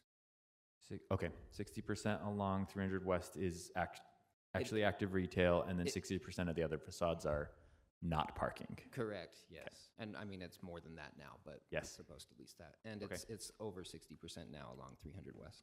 Mr. Chair? Yep. Councilor so I sort of opened this kind of worms last time, and I, would like to share my thoughts since I, Go ahead. took the lead last time. Yes. I appreciate the different options brought up here. I don't dislike the private road through the parking garage as a midway solution. Ultimately, I would still prefer an actual connectivity throughout that area that but maybe it is not for you to solve the problems, the 100-year-old problems that we have on development. But I think that adds a little more circulation in that area, at least through the day and through when it's most likely be needed. So I will be okay with that private road through the parking garage, public access 7 a.m. to 8 p.m. Thank you so much. I think it's really creative. I wouldn't have thought of it, so I think it's great. And will that be written in our agreement, so it's in perpetuity? How is that will work legally? What we proposed on the development agreement was to keep it in place until another road is created further to the west. I know there's no guarantee of when the site to the west will build. It is a developer that purchased the site. They outbid us for it. In order to maximize their site, they're going to have to make a connection at the far end west side of this Andrew Avenue in Van Buren in order to get their fire access to be able to build. It's going to have to happen at some point. Might be 10 years, 5 years, I don't know. But so you will keep that in agreement until there is actually connectivity on the other side, on the our west side. proposal would be that until there's another road that connects it, we'll keep it there. That solves the that to me, I'm okay with that. Yeah. Mm-hmm. It's creative. Same. Wharton. So how will, in terms of how will people know that they can do that? Well, so imagine it's sort of like a drop-down door, that it would just be open at all times. We purposely moved the entrance on Andrew Avenue to the west a little bit so that you could see straight through. I know when I've been driving around downtown and you can see all the way through a parking garage, you can, oh, cool, I can go through here. Okay. So that was the intention with that. After 8 p.m., just as a safety precaution for the residents and their vehicles and personal belongings, the gate would come down and then have to have an access code to open that up. And if anybody's inside, it would automatically open from the inside with a sensor, if that makes sense. It's just trying to protect people's personal belongings at 4 a.m., if that makes sense. So, okay. Will you consider some signage to make sure that people know that there is a time for this to? Oh, sure. Yeah. Yeah, we could definitely do that. Yes, no problem. Supportive of it.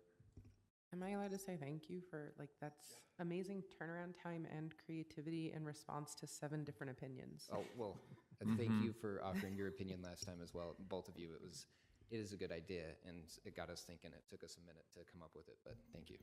So, yeah. And thank you for being open to this option. So it sounds like we are set. We're pretty good on this one then. Cool. We don't need a straw poll, right? It sounds like the council's pretty much in favor of this option. The other things that are on your list have to do with property values and how you want to address that, or just I don't personally have a strong opinion on. I feel like that normally happens between the real estate arm of the city, right? And so I don't feel like I have to. Well, do I have to? Like, I would just say whatever the fair market value of what they're providing in exchange for the fair market value of the land that they're getting, and if there's any difference, then that's when a exchange of finances would happen, right? That works for me. Thank you.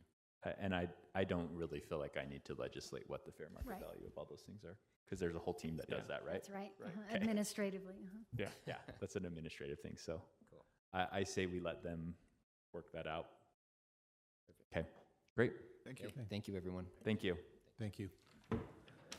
All right, that brings us to the end of our work session, but we do have a closed session, and I'm looking for a motion to enter closed session for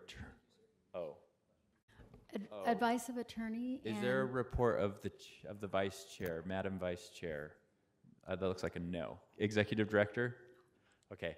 Attorney-client privileges and advice of counsel and deployment real of estate. security. Deployment of security devices. Mr. Chair, I move that we go into closed session for the purpose of receiving advice of counsel, discussing deployment of security devices, and that's all. Okay. Second. Thanks. Okay, so is that correct, Cindy? Okay. Motion from Councilmember Wharton and a second from Councilmember Dugan. Any discussion to the motion? Seeing none, I'll roll call. Councilmember Young? Aye. Dugan? Yes. Councilmember Valdemoros? Yes. Wharton? Yes. Pui? Aye. Petro? Aye. And I'm a yes, so that passes 7-0. We are adjourned from work session after close. We're adjourned from work session after closed session, but we will reconvene back in this room at 7 p.m. for formal.